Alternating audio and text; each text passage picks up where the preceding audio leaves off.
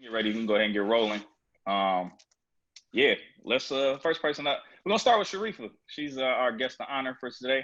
We got a lot of usual suspects up here. We'll go ahead and start with Sharifa. Let her introduce herself. I'll introduce myself. Okay, good. Hi, I'm Sharifa Murdoch, co-owner of Liberty Fashion and Lifestyle Fairs, which is fashion trade shows. That's Liberty, Capsule, and Cabana, and owner of Envision Fest. And I'm from Brooklyn, and I'm an Aquarius. I like how you threw the Brooklyn in there, yo. I like how you made sure you threw Brooklyn in there. Yeah, we have to. We have to represent all the time. Jay, you want to go? You want to go? Yeah, I'm James. I'm taking a break. I'm taking a break, letting Dave run the show today, man. Y'all gonna hear so much of my voice. I figured y'all gotta be getting tired of the sound of it. But I'm James Whitner, owner of the Whitaker Group. I appreciate y'all investing y'all time in the platform and coming to help us do what we do. No doubt, no doubt. Mr. Wise, go for it, my brother. Appreciate it, Dave. Thank you. Hey, everybody. Eric Wise. I'm the vice president of product at Adidas. Again, happy as always to be here with the crew and welcome Sharifa. So excited to get it going. No doubt, no doubt. Daniel, go ahead and introduce yourself, my man. Daniel Yadgard, co-founder of the foundation. Normally like being in the background, but I'm in the foreground tonight. I pretty much handle everything at the foundation that's not apparel and footwear. So headphones, speakers, water carbonators, whatever it is. Oh man, we got the extra gems tonight. We switching industries a little bit, so everybody that's watching, y'all know where those questions need to go outside of footwear and apparel and all of that. Go for it, Pel. My name is Pel. I'm a Sagittarius. I like long walks in the park. I'm the creative director over at the foundation. Happy to be here. No doubt, no doubt. Brother Ari. Ari Langsdorf, happy to be here. Thanks, Whitaker Group, Dave, James for putting this on. I clean the windows, handle supply closet. Man, listen, let's just let this be known. If anybody needs capital for their venture, Ari does. Ari does high interest loans. No, real talk. Happy to be here. Co-owner of the foundation along with Hit him on the chat, Daniel, man. Dre, and Antoine. Ari, check. man, hit the chat. Go. Just hit Ari at ARI. Hey, Dre, go for it, man. Dre Hayes, one of the co-founders of the Four Horsemen. The foundation. Just happy to be here with my brothers. We all present tonight. So, this is it's like a family affair. So Definitely. Hutch, it's your turn, man. See if we can get Hutch to say something this time around. Antoine, 5th grade spelling bee champion, co-founder of the foundation. What's up, Sharifa? No doubt. Hey, Antoine. And my name is David Butler. I handle community initiatives over at the Whitaker Group.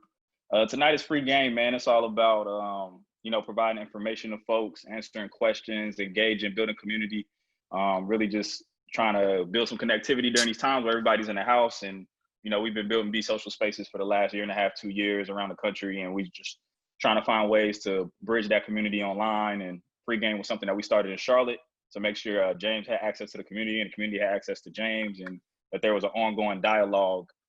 He's also done free game down in Atlanta at our Atlanta Be Social location.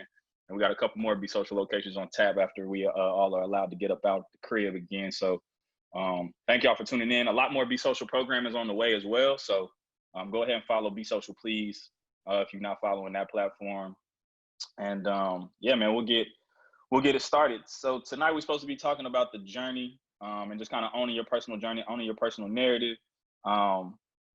Since we do have, since Sharifa's like our special guest tonight, could you give a little bit of a 30,000 foot view of kind of what your process was like to get to where you are? We know you got a great Business of Hype interview if anybody wants the in-depth story, but if you could give a quick version of it.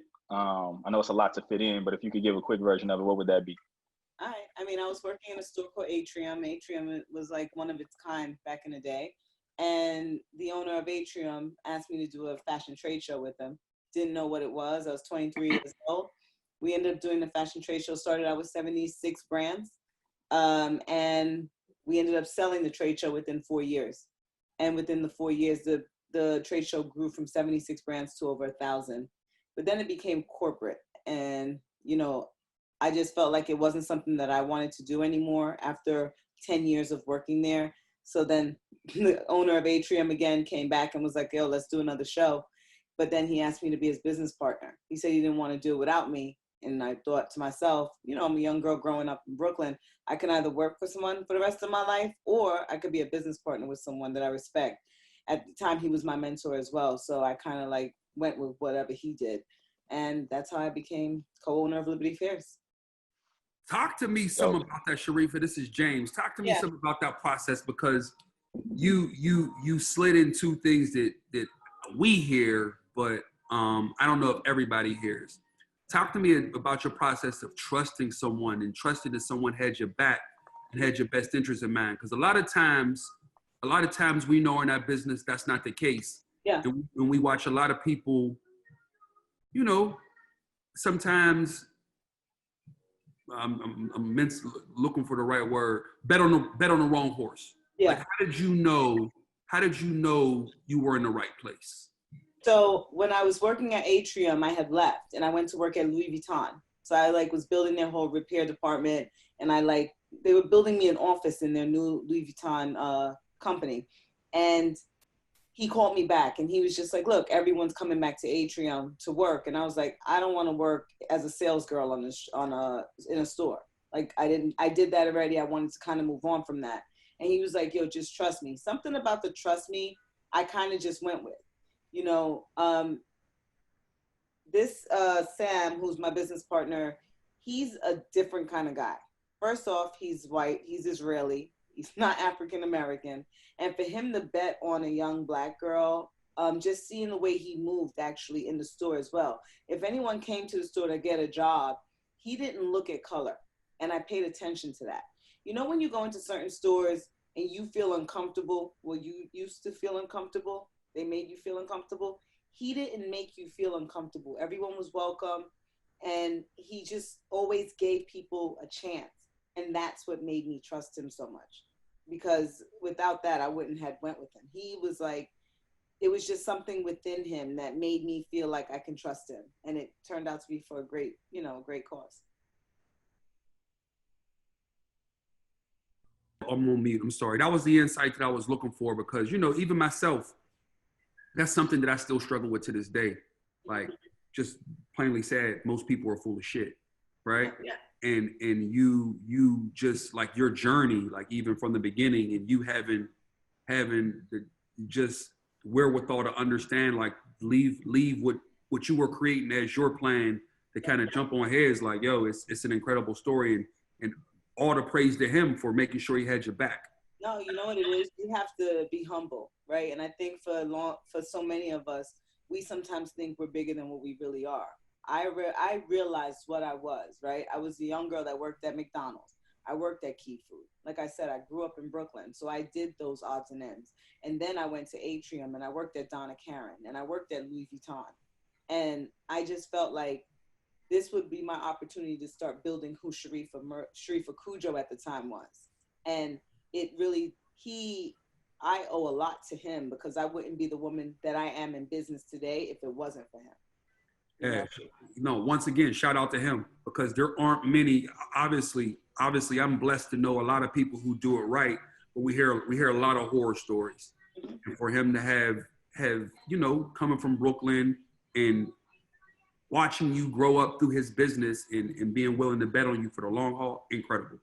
Yeah. Running right off of Sharifa's story, there's a young lady named Sabrina who has a question about advice for women that are starting businesses in kind of like smaller markets. So we're gonna go ahead and get Sabrina up, let her ask her question. Go for it. Hear us? Yep. Yeah. Okay. Hi. So I'm Asia May. This is my partner Sabrina. We run a creative agency called Ill Vibe the Tribe, and we live in a city that doesn't have the infrastructure to do the creative business that we wanted to do. So we came on here to look for any advice on getting that business moving and creating that scene here in Charleston. What kind of creative business are you trying to do? So basically, creative production is what we're getting into. We do a lot of live events that help artists get visibility. So we throw art markets. We're looking to get into more things where we're able to throw like release parties, book launches, just kind of things like that to give a little flavor to the scene and get people to support the arts more.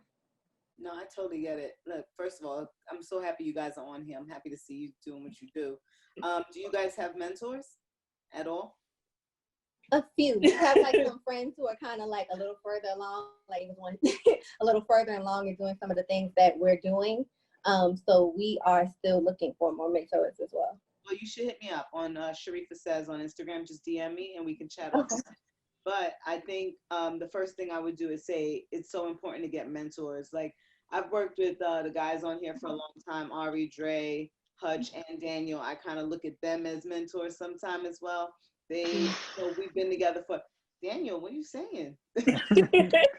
Look up to you. Guys, just to see where they came from and where they are today is phenomenal. Just to see how they've been able to pivot their business and make the decisions. So it's one thing that's important to me, I would say, is to mentor people, because I think that we all have to start helping each other. Another thing I have to suggest for me is that I never had another African American woman help me get where I'm at. So I vow to help as many women get where they are, because it's important to me, right? I would say while we're on this quarantine, you get on LinkedIn and you start contacting people and start, like, people are home, so they're going to start answering questions. They want to talk to. They want to talk to people. So start communicating with people within that network of yours and understand what you're really trying to build. But also, first things first, come up with a solid plan that sounds right, and then speak to your mentor to make sure it sounds right.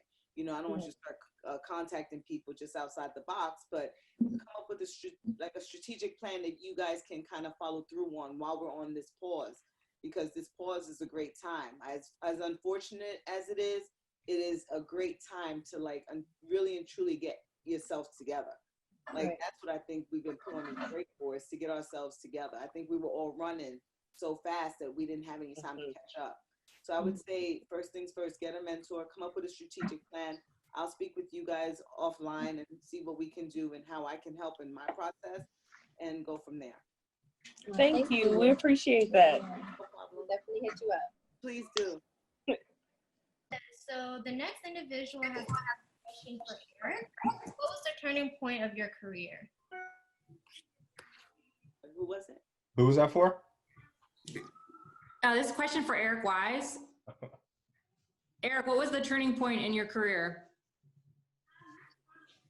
That's a good question. I think for me, my journey is a little wild.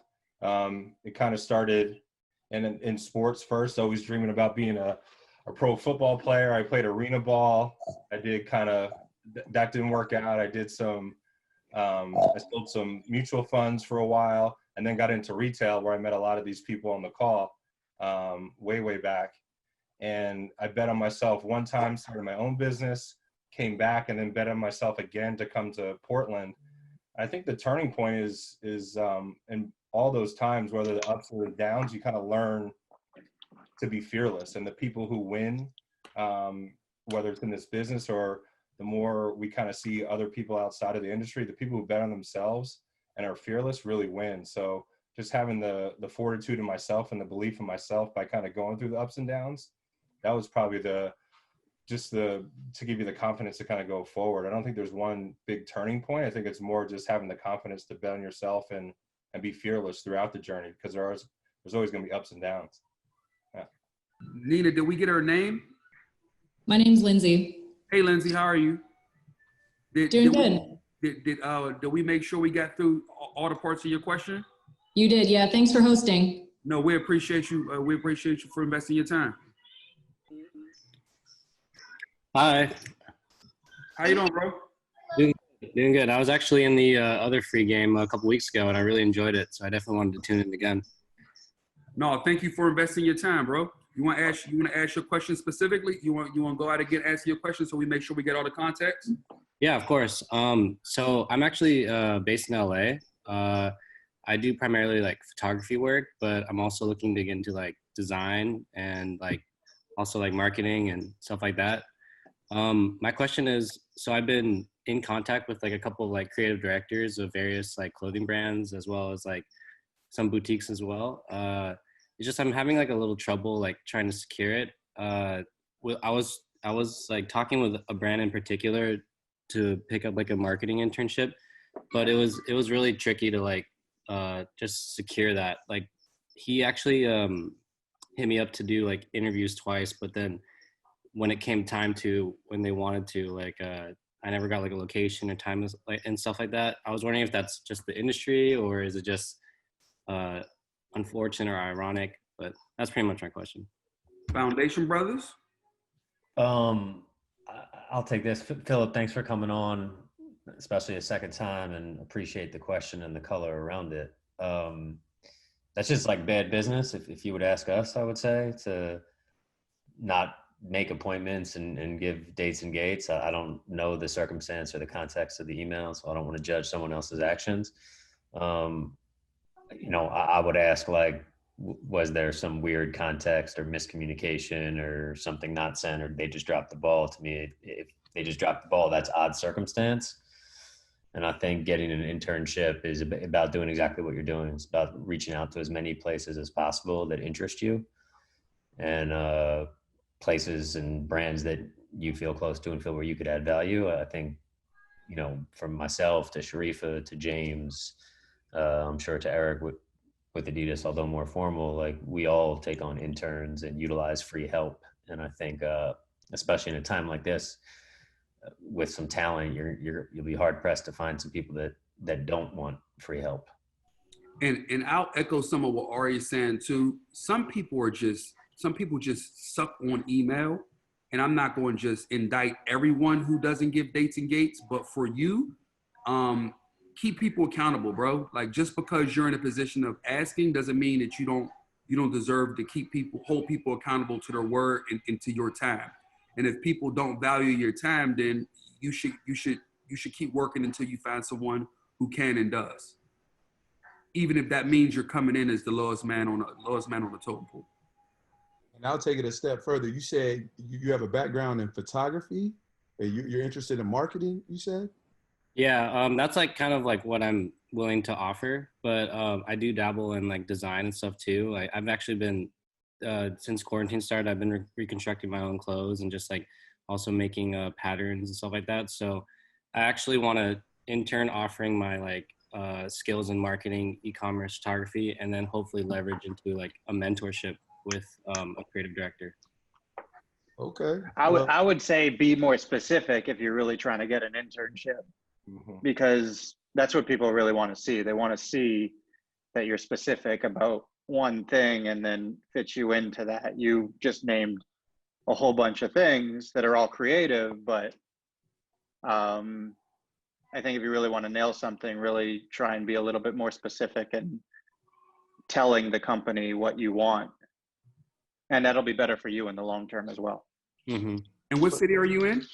I'm in Los Angeles. Well, that's what I was going to say. With you being in LA, you could DM me on Instagram, and I'll connect you with our HR department. And at minimum, we can give you an interview for an internship. And we'll show up for and give you a time and an address to meet us at. Absolutely. That sounds awesome. What's your Instagram? Dre, DRE_Hayes, HAYES. If you do that, I'll make sure that. You give him your real Instagram. Huh? Why don't you give him your real Instagram? Oh yeah, Dre Hayes. Kind of hard to hide that one. Could I actually ask a follow-up question to that, if you don't mind? Go for it. So in that search, what are some things that you guys look for in like an intern? Like, what makes them an interesting or an intriguing candidate to you guys? Because I'm sure you guys get a lot of people hitting you guys up going like, yo, it'd be really dope to work for y'all, but what makes them stand out? Oh, I can even answer this one. I'll be honest with you at this point, because our company has grown a lot. We actually don't interview the interns. Like at this point now, I could talk about back in the day, but at this point, when the interns come in, by the time they get in there, we'll meet them after they start, or if we'll notice some of the same things we look for in our employees. People who have good work ethic, that have the attributes that you look for in somebody you want to employ. Those are the same things we look for in interns, and we've always looked for them. So obviously, when you come in, being able to interview well will definitely help you. Some enthusiasm and passion about what it is we do. I can tell you one thing: always be prepared. One of the worst things you can do is come to a company, and this is if you're applying for a job. We own a company that owns licenses and distributes different brands. We've actually had people come in for an interview.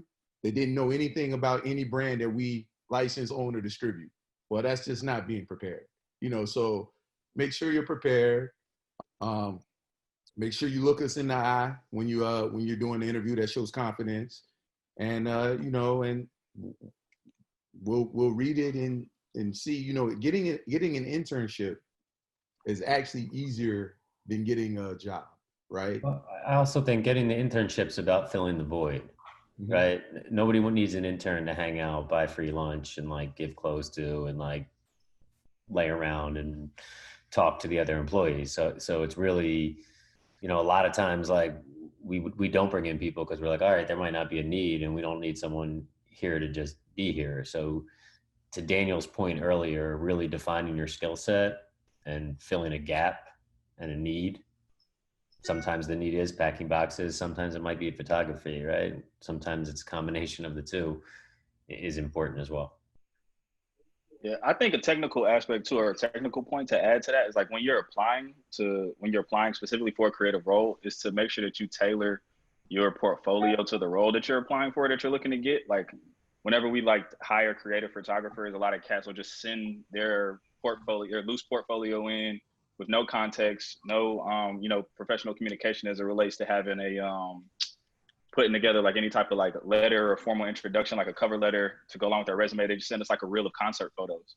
And I'm like, as somebody who's trying to hire e-commerce photographer or trying to hire a lifestyle photographer, like there's nothing I can do with your like concert photos. So I would say like whatever role you're applying for, create work that fits, that shows that you're technically capable of doing that role, especially if you're doing photography, video, graphics, etc. And that's a nice kind of a more tactical point that would help you like stand out as well. Because a lot of people are just sending Instagram links or sending links to their website. But if you take a more personal touch and take time to present your work in the right light, it can help you stand out from the pack. And that's what's worked for me in the past. I'd like to add one last thing. I think not only know the companies, but Instagram, LinkedIn, know the individuals that you're going to sit in front of. So you have other personal talking points. So they'll actually buy into you, that you know them a little bit more, versus you just coming in kind of mechanistic and just talking about the companies as well. Have an organic conversation. And echo Pell's point, man, knowing information about people and knowing what makes them tick. To our conversation from last week helps you get to yes. I hope I think you got the full pretty whiff of the panel. Does all that context help you? Yeah, no, that's super helpful. I'm like really happy with everything you guys said, and I actually asked this question last time, and unfortunately I wasn't able to ask it. So it's been awesome. This is like full circle for me, and to get something from every one of you guys, I'm really grateful. Thank you. No, thank you. We appreciate you. Good luck. Thank you so much. That was good kind of like overview and kind of very tactical, just for somebody who's like trying to be a photographer. I think the next person I'm gonna go with is a gentleman by the name of Sam Biddle, and he had a question just kind of about self-improvement in general, and kind of like I guess is looking for like books, resources, courses, etc. So we can bring up Sam. Hey guys, how you doing? Sam, how you doing, bro? I'm good. So as everybody has time to sort of be alone by themselves. I'm always looking for ways for self-improvement, ways to learn, ways to better myself. And I was wondering if you guys had any recommendations in terms of books, magazines, resources, classes, anything that that's easily accessible during a time when we have some extra time to learn. Well, one thing I could jump in and say very quickly is most major universities around America right now is offering a ton of free classes. I know specifically Harvard is doing it, but I think just about every other major college and university right now is offering tons of free classes on their website, so you can log on and see what they're offering, and that's something that's never happened, at least that I'm aware of. And obviously, there's platforms like this where you can come in and get information around different industries from a wide range of people who have experience in it. I don't know if any other platform like ours exists, but we're here every 2 weeks digitally. And once we get back going, where do you live? I'm in Philly. Oh, yeah, we don't have anything. Philly. Yeah. Ari's from Philly. We don't have anything in Philly, but we do show up digitally every 2 weeks. And for books, I'll let somebody else on the panel. Eric, Sharifa, y'all got any books y'all want to recommend? I don't have any books, but I'll also say check out CourseHorse. Like lately, I've been looking into like architectural courses and stuff. So you should check CourseHorse. They also have a plethora of different courses you can look into as well. Yeah. A good one is Masterclass too. Yeah, Masterclass is a ton of stuff. You can also go to entrepreneur.com to their store, and they have a bunch of discounted courses that go through, I think it's called Skill Stack or something like that. But I mean, you can learn UX, Photoshop, photography, content for online social media marketing. It's just a slew of things, but also YouTube. Just go down that rabbit hole. And also LinkedIn and connect to people, like reach out to people. Right now, everybody's home. Everybody's home. They got nowhere to go. They're going from the bedroom to the kitchen to the living room and back again. It's a big circle. Yeah. So you get them in between that back and forth. Somebody's gonna answer. And then I think some advice Daniel and Dave gave earlier is be sharp around the kind of topics you're interested in, so you know who you're targeting, right? Right. So you can ask them. So if you do get someone's attention, you can ask them very pointed questions that will help engage the conversation. I'll recommend one book. I think it's called Start With Why. I know the author is Simon Sinek. Yeah. It just pretty much outlines to like when you're starting something to start with like what your end result is and why are you doing it. If you don't have a good reason as to why, then maybe you shouldn't be doing it. But that's a great book. Okay, thanks. I was gonna say the last platform that I know of that does courses online is Skillshare. Skillshare and lynda.com as well. And a lot of times Lynda has partnerships with your local library, where if you have a library card, you can get Lynda classes for free. Okay. I wasn't even familiar with that one. And the last question I have for you guys is, I recently got into grad school as like sort of an interdisciplinary program between engineering, design, and business. Congratulations. And thanks.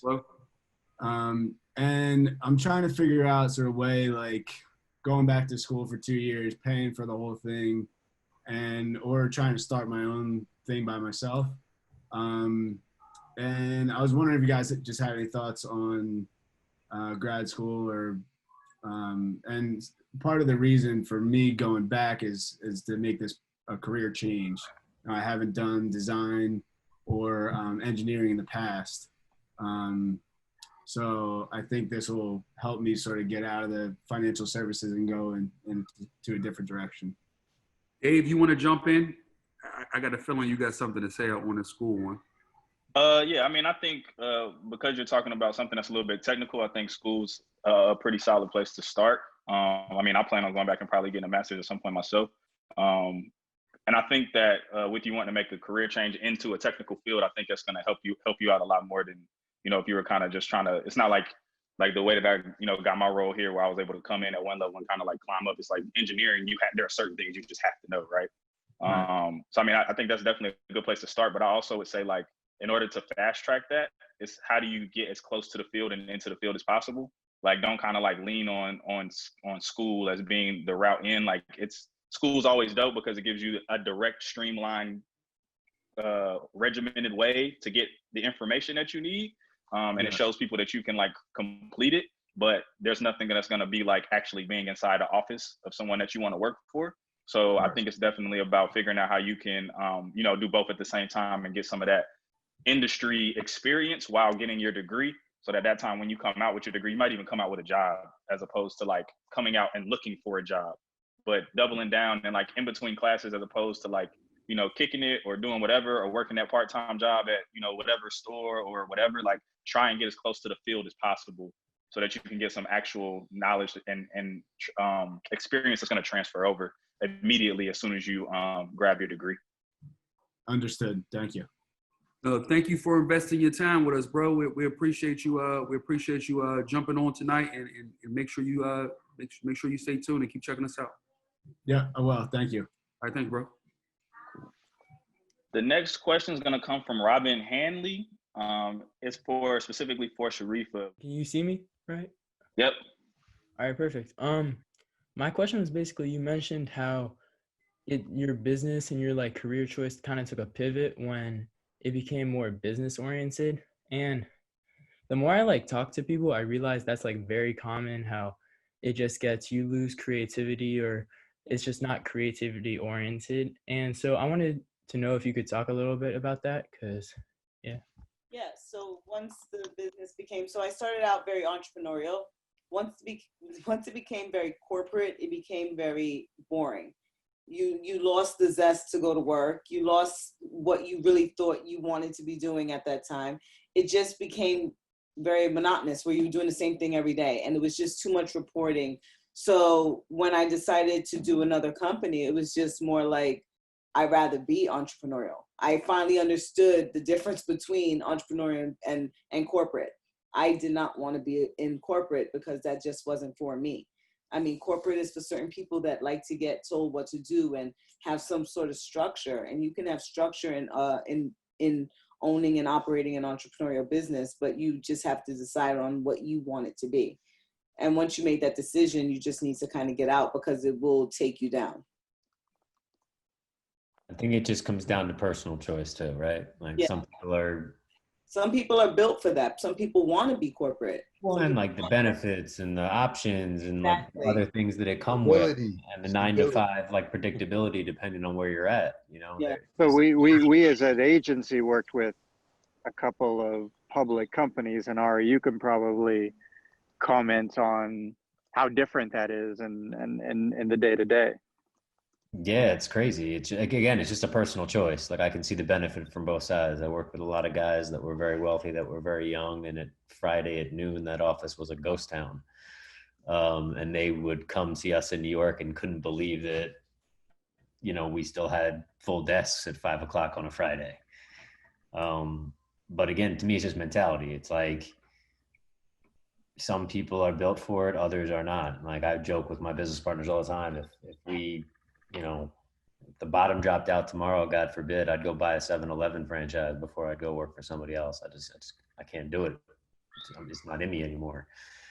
But there's a ton of benefits to it. So it's just really personal choice. It's just what you're into and how you can maneuver. There is no right answer. There is no right answer to me.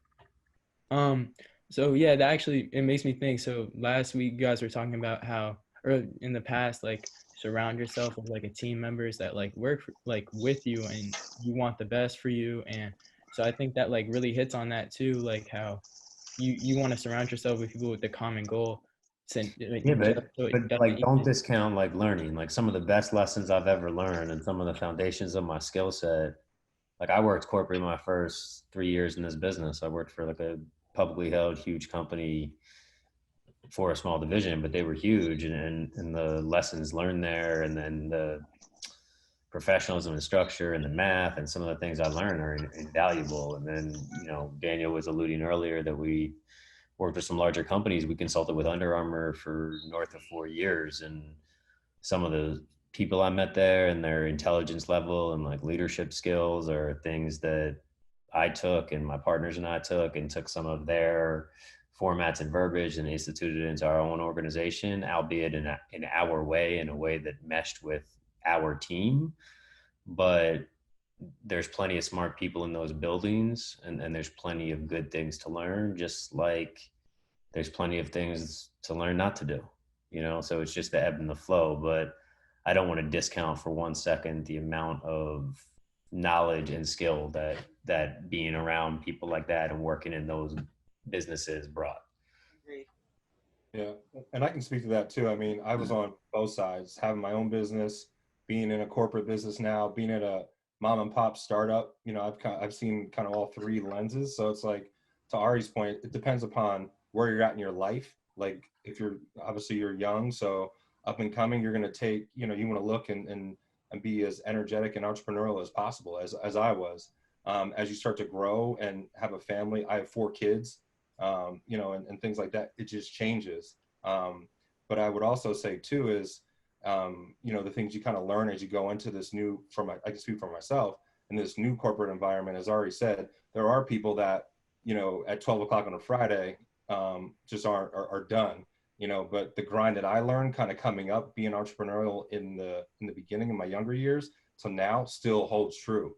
Like I'm the first one in and the last one to leave. And, fortunately, that's recognized and kind of where I'm at. So, it just depends. It's all about the journey, right? So this whole call is about the journey and starting young and kind of learning as you go, whether it's, on your own, in a corporation, both is going to set you up for the future. And that's your choice and how you want to shape it. Yeah, I'd recommend to anyone to get the opportunity to work both at a startup and a corporation at some point in your first 5-6 years, and as you build your career, would be the best advice. Get both those under your belt, and you'll learn so much.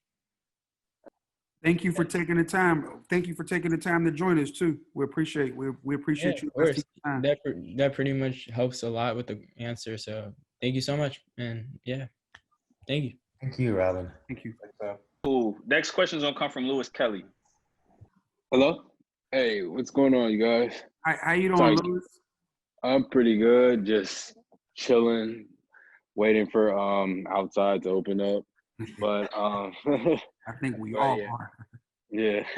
But so my question basically is, I'm based in Chicago, and my question is basically, I don't know, because I know you guys are talking about a lot of retail stuff, but what my question is kind of dealing with basically investing into real estate, because in Chicago there's a lot of, I don't know if anybody's from Chicago or been to Chicago, it's a lot of when you go to certain areas, you go to the west side or south side, it's pretty beat up, it's a lot of condemned, basically forgotten buildings. So a lot of people are buying up though, and some of those buildings are crazy cheap.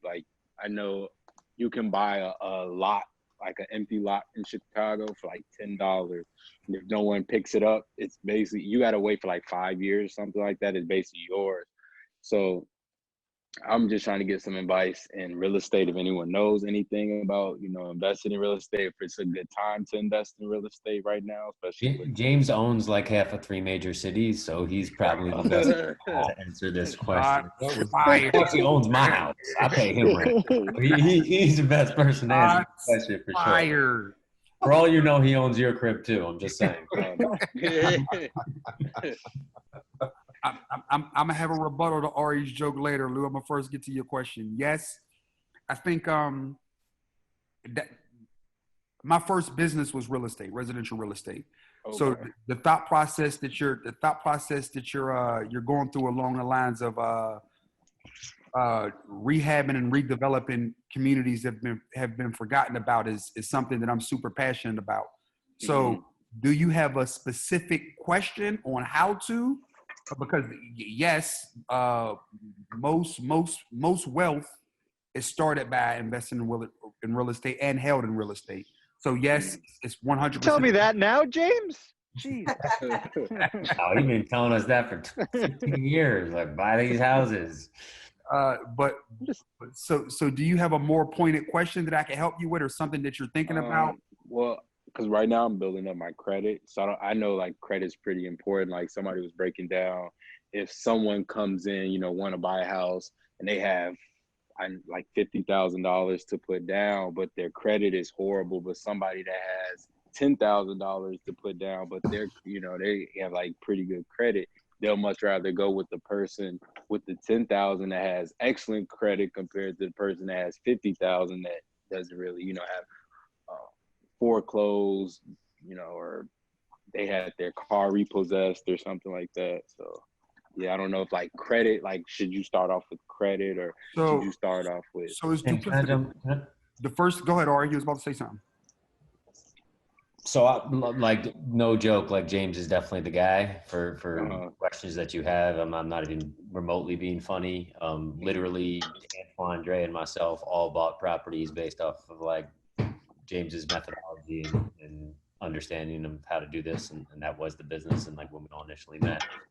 But the questions you're asking to me are sound like you should pick up a couple books and maybe like do some research online and kind of understand some of the fundamentals of credit and cash and how much down and things like that, because the last thing in the world you want to do is take some hard-earned money don't come that easily, and start investing in something that you don't have the knowledge about, because it's easy to get real burnt in real estate real quick if you don't understand the plays.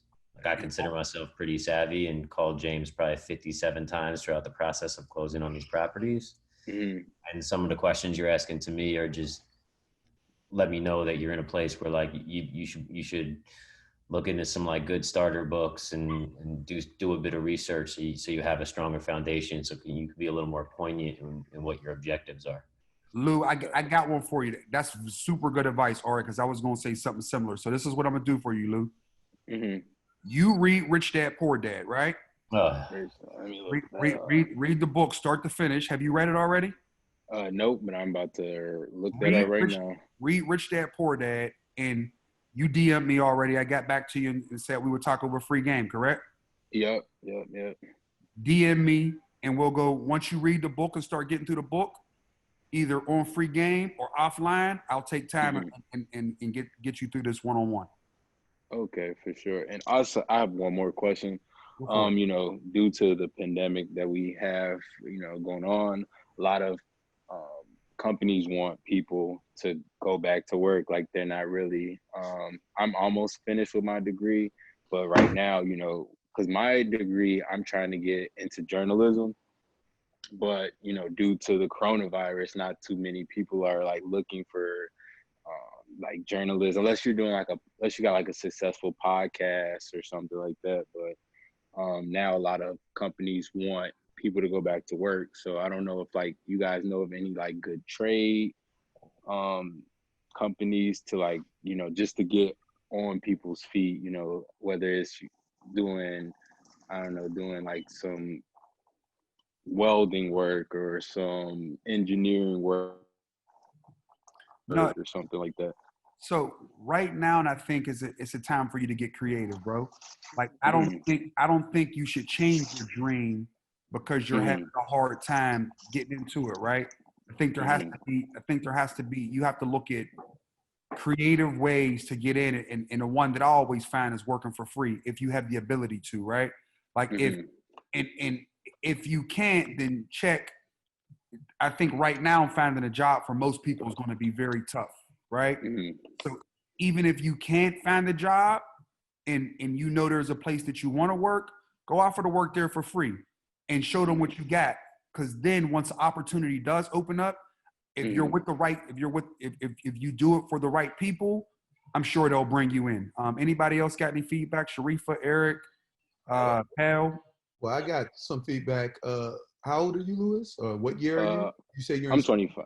Yeah, I'm 25. So how long before you finish school? I have technically one more year. So yeah, technically, yeah, one more year. Well, actually, I'm pretty much done with this semester. So technically, a semester left. So yeah. Well, one of the things I was going to say, even, you talk about journalism, and let's talk about the changing landscape of the job market, right? One of the things that's also changing in the world is like journalism.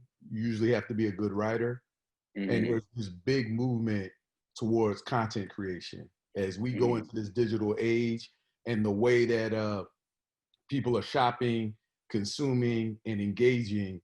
You know, there's a need for writers. So maybe the plan for you is, instead of looking at another trade, is possibly pivoting, which still is in your field, and that may be something else that works for you.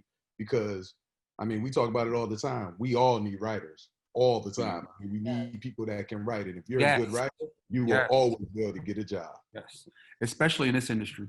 Exactly. Yes. Luz, I was gonna say, I got some other feedback for you too. Look at if you're just looking for work, look at essential workers positions. And then I know right now Amazon, Home Depot, and all the home improvement places, all those places are hiring right now too. Yeah, they're building like a huge distribution center, Amazon distribution center by my house. I think it's going to be done in a couple of months. So I'm going to look into that, see what they're talking about. Definitely look into those stuff, but I also feel like it won't take away from your journalism. I would say to try to do both. You know, that you should look also online at different articles that people are writing and maybe reach out to them, or even the paper, and reach out to them and see how they're writing their art, like who's writing these articles, and ask them, do they need new content? Like, definitely. Question for you: with your journalism, do you have any of this stuff already online? Like, do you have a blog? Do you have? Yeah, I had a podcast going on. You guys should check it out. It's called The Juice Chicago.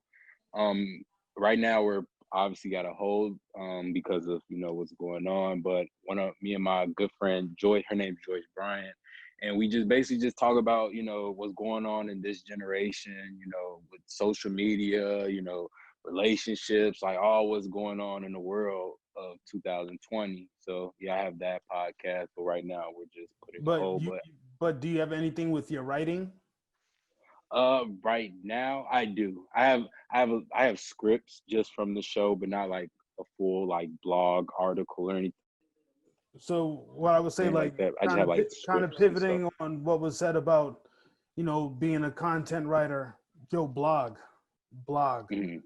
One of the great things about blogging is it's a form of SEO. So search engine optimization. So the web crawlers are actually looking at your content. But you can also, when you want to talk to somebody about your journalism, you can show them that. And that's your voice. Okay. The last thing I would say too, man, is there a lot of like adjacent, like writing has a lot of adjacent skills. So it may not be directly journalism, but I mean, in terms of like earning income with a skill that you're already like sharpening, something that allows for you to interact with clients and sharpen that skill, is looking into copywriting. So how can you got different websites like Fiverr and where you can set up a profile and essentially set up that offer those types of services, starting as little as $5, $10, $20 for the scope of work that works for you at that price point. And then you can market yourself on those platforms and find clients that way. And I think copywriting would be a good opportunity for you to do something that will help you sharpen the skills that's in your toolbox, and it's adjacent to the field that you ultimately want to get into. So that's something to look into as well. That maybe if you're a little bit more entrepreneurial, you can look into how you can work on different online platforms via copywriting and working. You can build a clientele that way, and you'll be able to feed yourself off of copywriting, marketing yourself on the internet.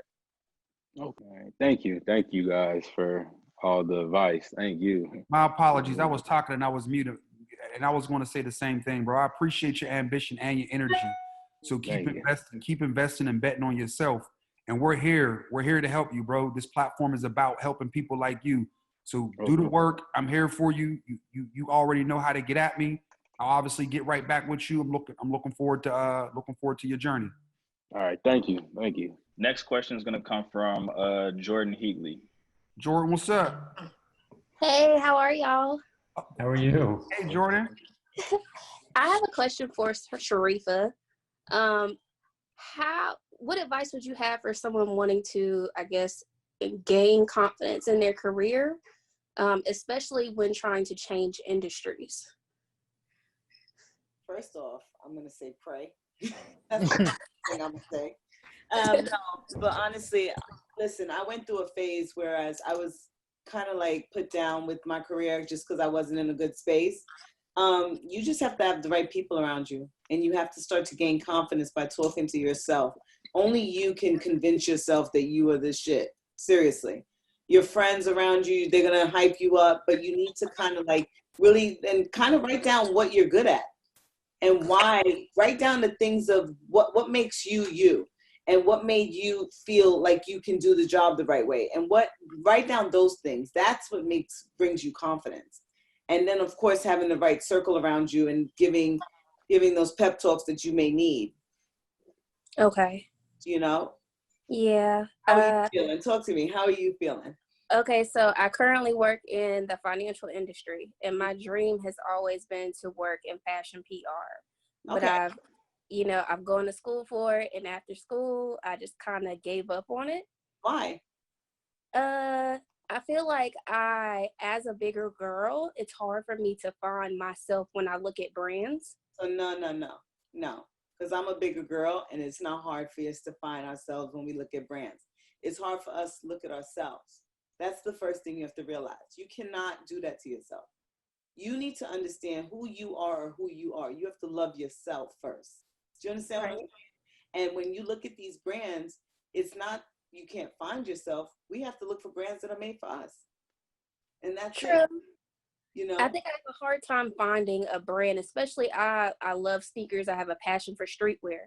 Yeah. I don't know many plus size streetwear brands. And so it's okay. I can go find, another brand that does more, I guess, women's wear. Yeah. But finding myself in that industry it's been a struggle for me. I totally understand. Trust me, I love sneakers and I love wearing sweatpants. But have you ever tried to, what I do, and I'm going to be honest with you, I'll alternate a men's outfit to fit me. I do that a lot. Yeah, but that's okay though. It's not a problem. I do it all the time. And then it makes you start to be creative. Like, do you want to do your own clothing brand? Because there's something that's missing out there. Do you know what I'm saying? My words were going to be, what I'm hearing from you and getting chills as I listen to Sharifa talk is a woman with an idea. Yes, that's what I'm saying. It's a huge void, and you can feel it because there's a natural space that you don't see and you're clearly passionate for. So this is an opportunity for you. I agree. Okay. Thank you so much for your words. I really appreciate it. And keep in mind, listen, this platform is about that opportunity. If you need help trying to develop that opportunity, we're here for you. Wait. What's your name again? My name is Jordan Heatley. I sent you a LinkedIn request already. Send it to my DM, please, so we can chat. Okay, I'll send it to your DM. We'll go through it. Trust me. I understand. Okay. Jordan, thank you for being so open with us. I love that. Thank you for allowing yourself to be vulnerable. I love all of that. Oh, thank you for having this platform. I really appreciate it. No, we appreciate you. Keep grinding and keep being ambitious. Thank you. All right. Now I'm over here crying. Thanks, Sharifa and Jordan. Sharifa, you killed that one. Oh man! I know.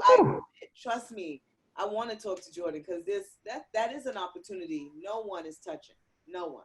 She needed to hear your words, yo. That was man. I know where Jordan going. Trust me. Go ahead, Dave. Who we got All next? right. Next question is gonna come from Soleil. Hopefully, I'm pronouncing that correctly. I love the women showing up like this today. Sharifa, you brought them out. I'm happy. Yeah, she did. We got a few more questions too. I'm trying to curate the conversation. I don't want to kill her while she's up here. I want to scare her away. So I'm trying to weave them in. But it's something in the queue over here for you. So just it ain't about the. Don't get too comfortable. It's still coming. What up, though, man? What's going on? What up with you? What's good with you, bro? Not much, man. I've been here like the last 4 times. As soon as I heard, I actually heard about Mr. Whitner through his shoe. When I first seen his shoe, I'm on my Air Force One. Yep. And then from there, I might have been late. I don't know, my bad. But I just started delving deep. And then from there, I'm like, let me pay attention. I done hopped in on all these free games. And I done seen how the structure went at first, where people was throwing all the information in there. I see how y'all switched it up. But it's been great, man. I've been seeing people who run 2, 3 establishments, all the way down to a 16-year-old just making their shirts. So it's sweet. I definitely appreciate it. We appreciate you, bro. I'm trying to make sure I get everything right. I'm pretty much right now. I'm a designer.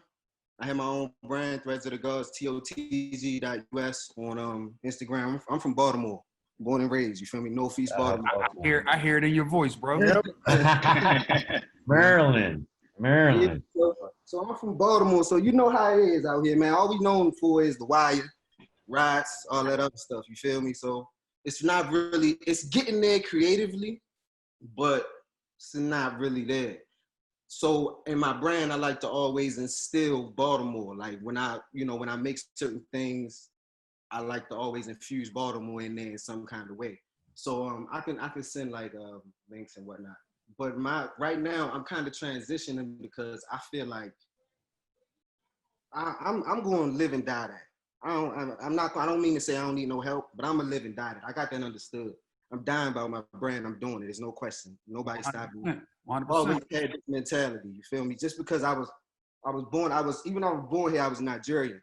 So, when you first come up, you that African booty scratch until you hit somebody in the mouth. You feel what I'm saying? So, I've always had that mentality to stick my chest out. Like, this is what I'm going to do. I got my LLC in this. I graduated from Morgan State with a marketing degree. This is what I'm going to do, period. So getting a storefront, things of that nature, I'll get there. Right now, where I'm focusing is, I got some big ideas that on the freelance tip when it comes to shoes, specifically like shoes is what I'm trying to be heard for. And I'm having a hard time like really being heard.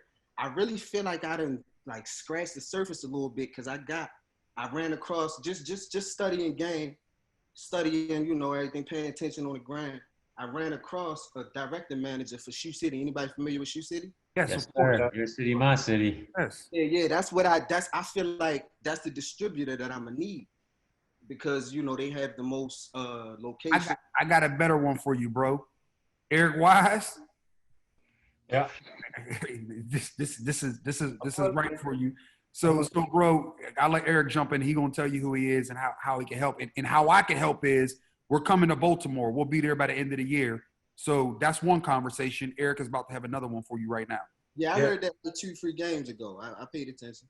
Yeah, go ahead. Finish what you're saying. You're talking about So pretty much, I got a few ideas, but I focused on the distributor because studying game, I'm like, all right, it's a long shot for me to go to Nike myself. So I got to get the distributor on board and some sort of SMU department, which is what I learned is some people have. Like DTLR has one. I don't believe Shoe City has an SMU department because when I actually started working at Shoe City, I got in there, but I got into it with the chick there, got fired or whatever. That wasn't even about nothing. I wasn't even pressed. I really wanted to be in the SMU department. You feel what I'm saying? But they didn't have one. So I was just trying any way to get closer. And like I was saying, I found the director of marketing on the gram. The director of marketing, she gave me a little leeway, but she ain't really give me what I need. Like I tried to send her my formally written proposal from start to finish, and she gave me a buyer's information. All she gave me was the buyer's email. So boom, I sent it to her and I sent it to the buyer. Haven't heard anything. I plan to send it back again. I ain't planning on stop sending it. I'm gonna send it and send more content on it because it's a lot involved in what I want to do, and it's an easy thing. And I'm about profit, man. I'm about doing this, man. I ain't come here to pity pat and be talking. And I mean, it's not saying none of that with y'all. I'm just saying this in general. You dig what I'm saying? Like I feel like I really have something tangible. You know what I mean? And I've already went through I've been at this for 5-6 years, man. Like. I'm in it for the long haul, and I'm ready for somebody to take me serious. Bro, all your energy is felt, and your approach to it isn't wrong. And I hear you, and empathize with you about. I'm from Pittsburgh. It's a city where there aren't many opportunities, right? So you got to create your own, and you got to believe. You got to believe in what you believe in when no one else will. But for you, there's opportunities, right? And why I nudged Eric is because, there's a bunch of different ways to skin a cat when you talk about product and SMUs and design. And that's something that Eric works on every day with footwear. So my reason for pointing you to Eric was because every day he deals with product and product creation. Yeah. Okay. Yeah. So I think the big thing is with all our conversations, right? Just focus. Like, what do you want to do? Do you want to get your brand out there, or do you want to help design shoes? Like, or you want to rep the city? Like, how do you want to do it? The second one you said, that's what I want to do. I have a design, and it's an Air Force One. It's basically a rendition of Air Force One. If y'all don't know, Baltimore say the Air Force One in '84. Yeah. And then, I don't know if any of y'all familiar. Y'all got to be familiar with DTLR. We know. Yeah, of course. Yeah, DTLR has tried to like do something off this likeness. However, it didn't really resonate because the shoe didn't hit. You get what I'm saying? But they did a lot surrounding it for the city and for the people hosting like a nice little event. They brought out one of the three chariots, but I like to call them chariots. One of the three chariots to help bring the shoe back, which was Paul Blinken. He was the owner of Cinderella Shoes. It was three. Cinderella Shoes, Charlie Rudo's, which is what I'm familiar with. All the OGs, all the older people I know, my mother, all them know Charlie Rudo's. You feel me? They used to shop there. So it was them and DTLR. So that's where DTLR came in and brought this back around 2017 when they newly merged with Villa. They newly merged with Villa. And I actually went on an interview for DTLR, but I didn't get it. I really wasn't impressed because I really didn't feel like they would give it a chance since they already did it. They already, tried to do something like this. So that's why I really focused on like trying to pinpoint with Shoe City and, maybe I can get them to distribute it.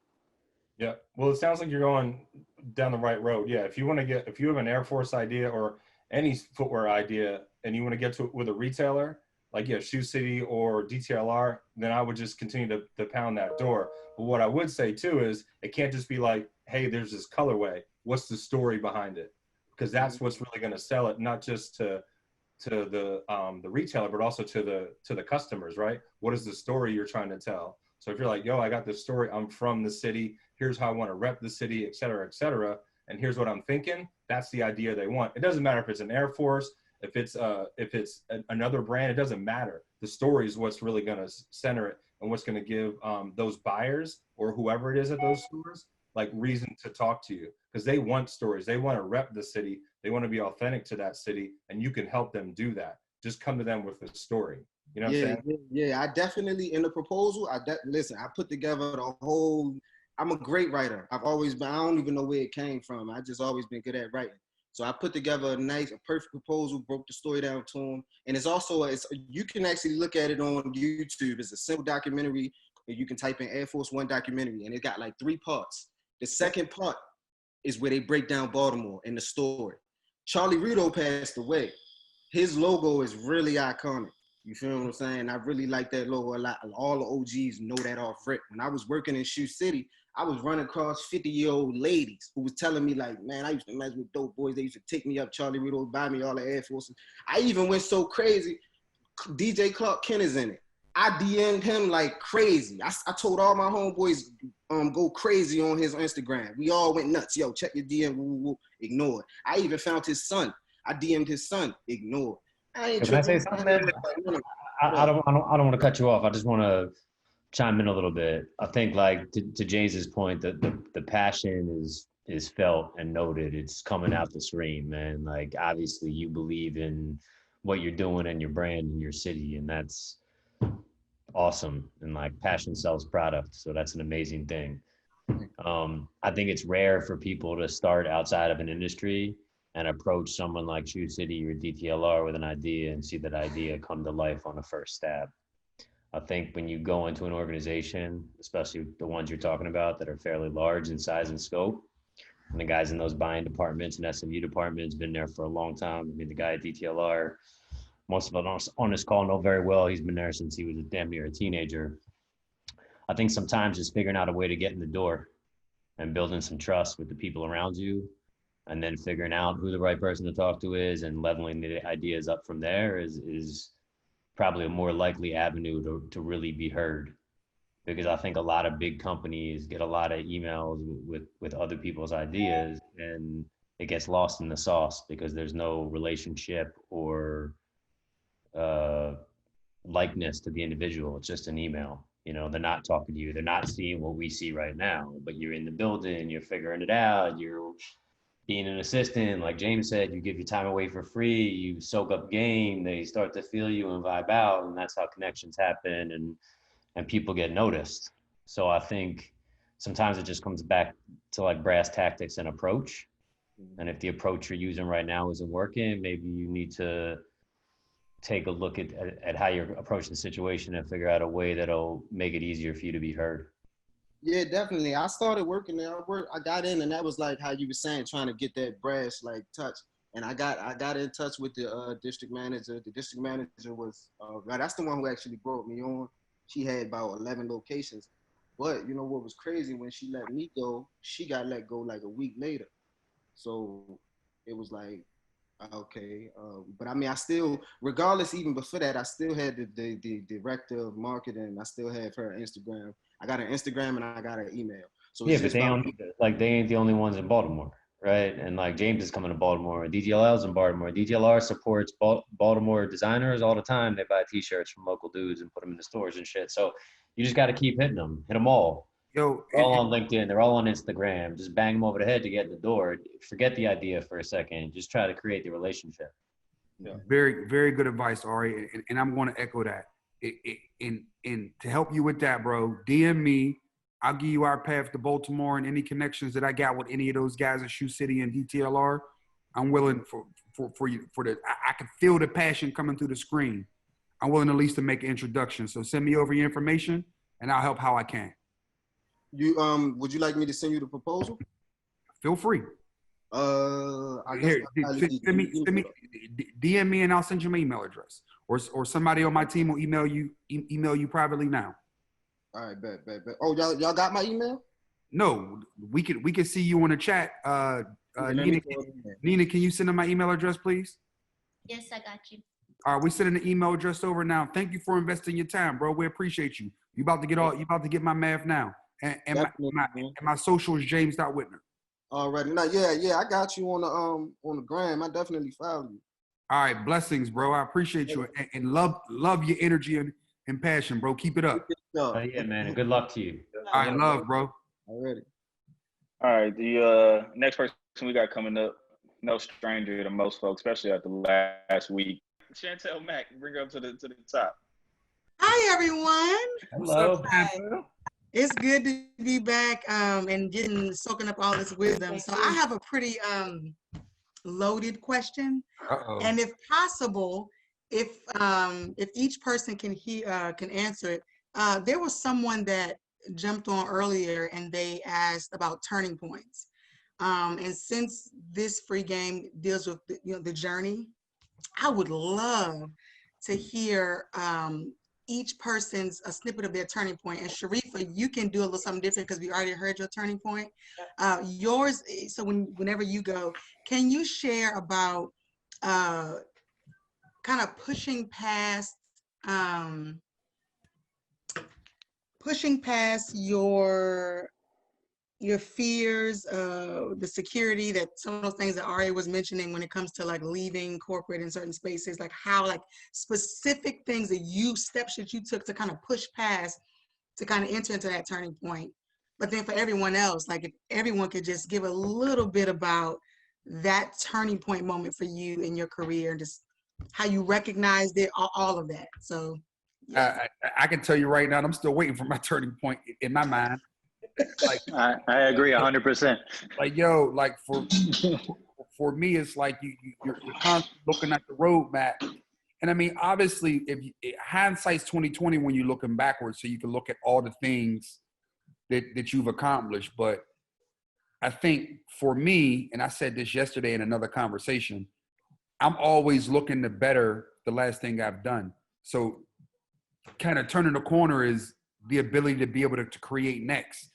And I guess if I'm thinking about one thing, I'm confident enough in our team and what we do to always feel like we were supposed to be here.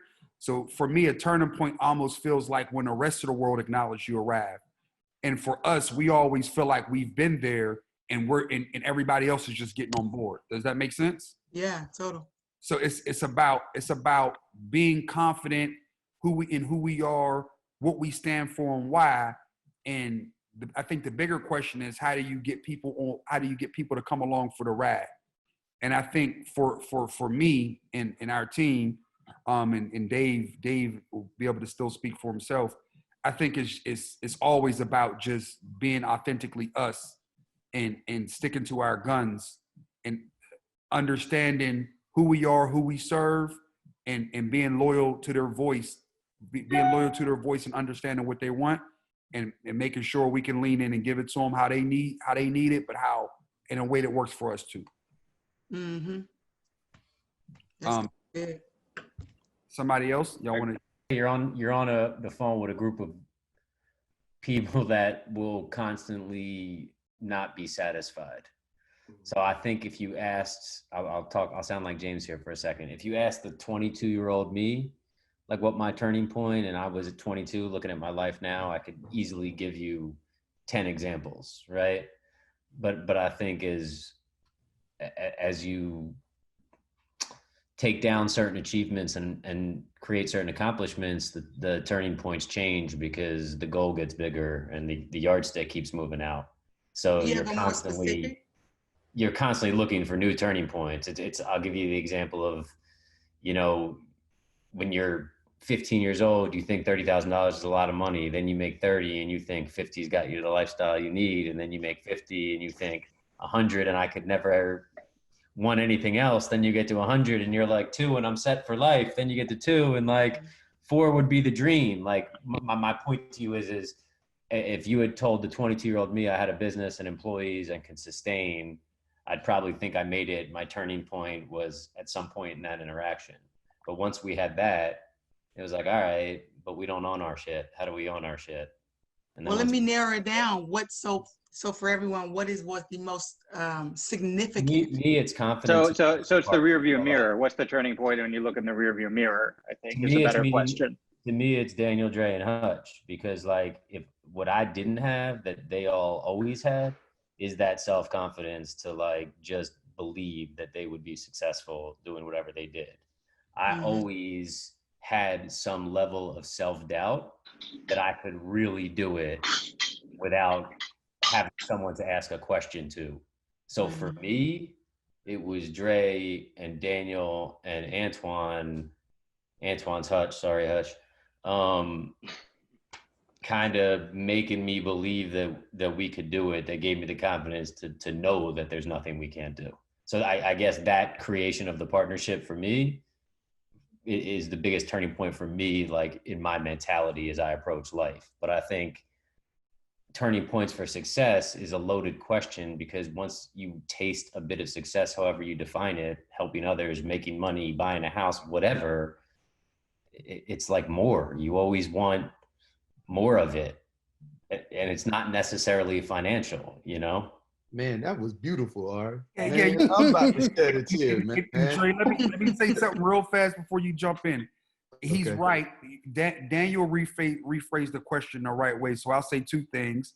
One is a little funny, but I realized that I could always get more, always want more, once I seen how much Ari had. they flashed Ari's account on me one day, and I was like, I ain't eating right. Yo, you're gonna get me robbed, bro. Like all this fun and games is gonna get me robbed. Okay? The second part of that was to Daniel's point. It's the relationships. Yeah. I realized that I had to, That was Ari's point. To turn the corner when I looked up and realized who I was in the room with. Hey, that's good. Like holy shit! Like Sharifa does what, and Dre does what, and Daniel does what. And not just in the room with them. When I'm in the room with them, I'm also in the room with all the rest of the relationships, because the 6 degrees of separation, you could always get in a room with the next guy. And when these people, when you have a network of people who are really invested in what you do and why, they're willing to put it on the line for you. So for me, honestly, it's crazy that it sounds so sentimental when I heard Ari say it, but it's truly the unlock. Once you surround yourself by the right people and you get in the right networks, then that starts to unlock opportunities. And it gives us the ability to start realizing we can do anything, if that makes sense. And and I think that's what fuels the confidence. Yep. No, that's Yeah. good. Well, I would say this, listening to what Ari and James just said, and with me knowing both of them so well, the self-reflection, hearing what y'all just said, really me knowing y'all, those are real turning points, right? And especially how you specifically address those two things. I would say, like, when you talk about the journey, and it's like we all come to forks in the road, and we make a left turn, we make a right turn. And I remember Daniel saying, you're looking in the rear view mirror for the turning point. But I honestly think if we all sit down and really reflect, there is a turning point. And I could say for myself, and it's interesting because I have 3 other business partners, and we've been on this journey together. One of my business partners, Antoine, we've been on this journey together since we were teenagers. So the turning point for me, and you know, we always crack jokes because, you know, I got a nickname in the office. I'm the goal pusher. I'm the goalpost pusher because I'm always pushing it back further and further. But the real turning point for me, for us, has been over the course of these last 3 years, because we started off as a sales and consulting agency where we repped and consulted for other people's brands. Then we started acting as faux distributors and representing brands from overseas and setting up their logistics and their infrastructure. What really turned for us is when we became owners of the brands that we represent. So we own, license, and distribute brands.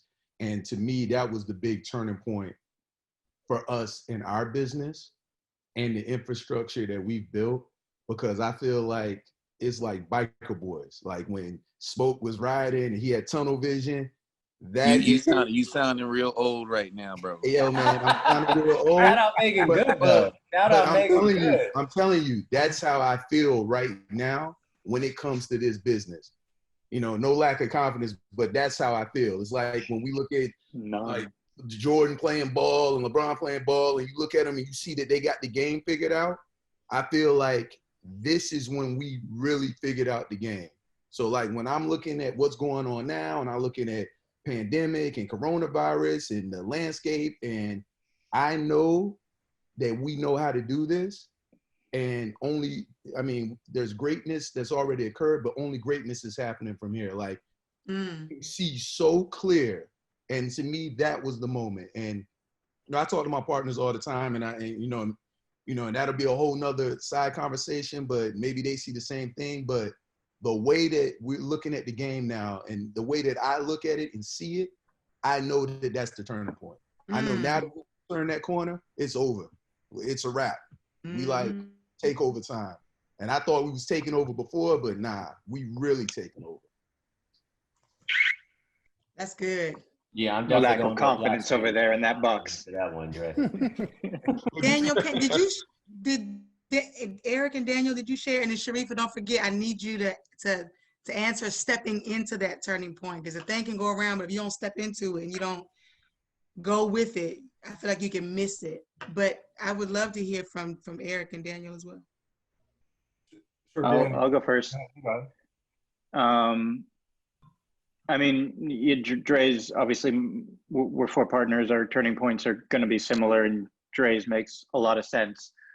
But if I'm going to look back at my whole career, 20 plus years, I'd say starting our company was a pretty big turning point. You know, we each individually worked for other companies, other people for over 10 years. The common thread with all of us was we were sick of working for other people because we saw the mistakes coming, and we collectively all agreed that it was time to make our own mistakes. Not that we knew everything, but it was time to make our own mistakes.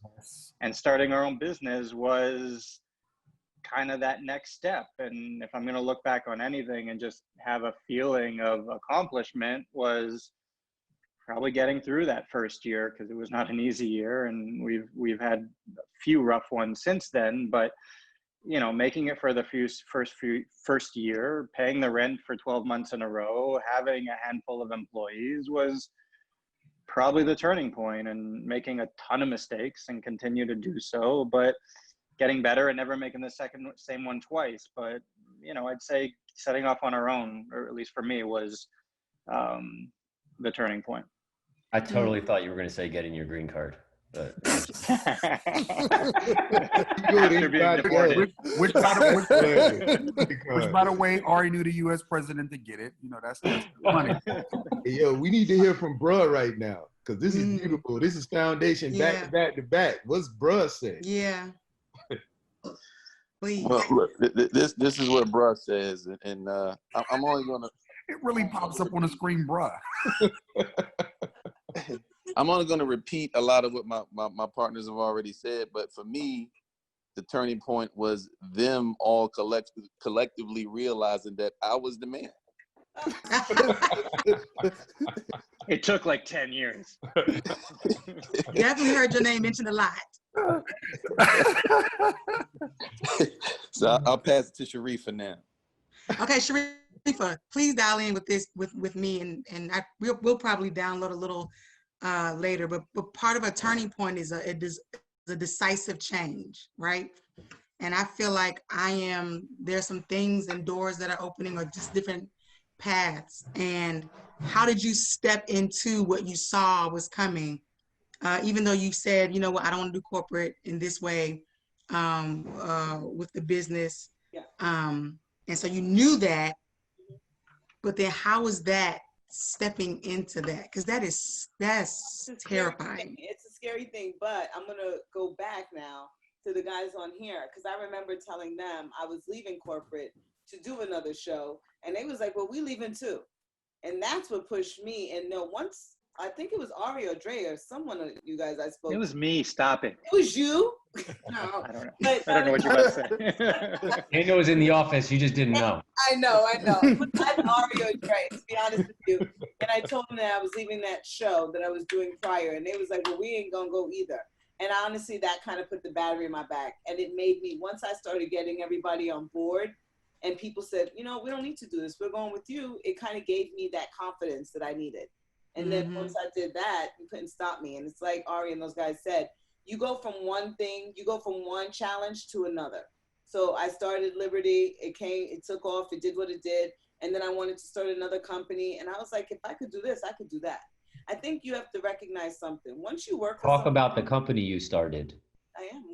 Okay, I'm sorry. So I started a festival for young women and men to empower them to make these changes in their life. Here goes the situation. As what you have to. What's it called? It's called Envision. Envision Fest. There you go. She knows. Oh, I know. I'm not worried about her. I'm worried about the rest of the people. Thank you. But I think this is the bottom line. Once you realize that you're working for someone and you know that you want to make those changes, the harder you work for that person, it's the same strength that you need to work for whatever it is you're about to change into.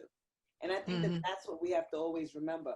You don't put that energy, you know, you're going to work every day, you loving your job, and then you want to pivot, but you can't be scared to pivot. You know how they always say closed mouths never get fed? You can't be scared. You got to just keep going with it and really understand, but you got to have a plan. I'm a big planner. I go from one extreme to the next. And it's like Ari and those guys say, you want to start leveling up, and nothing is ever going to be good because you're going to want to do more and more and more. You understand where I'm coming from? Completely. So thank you. No problem. Thanks for answering the long questions, everyone. And No thanks problem. again. I'll say it again. Thanks. Thank you. Thanks for the. Yeah, don't forget Eric Wise. I want to hear Eric. Oh no, Eric! You didn't. Oh, please. And Pell. We didn't hear Pell either. Let's hear Eric and Pell. Oh my gosh. Yeah. And Pell's wearing that hat I was just saying, I know Pell's answer. I want to hear Eric's answer. Well, Pell used to be in Chippendale, so. Pell's turning point was like last year when he came to work with us. Exactly. Oh my God, exactly. Hey, yo, wait. Yo, y'all, let Eric rock. Let Eric rock. Close my door for me.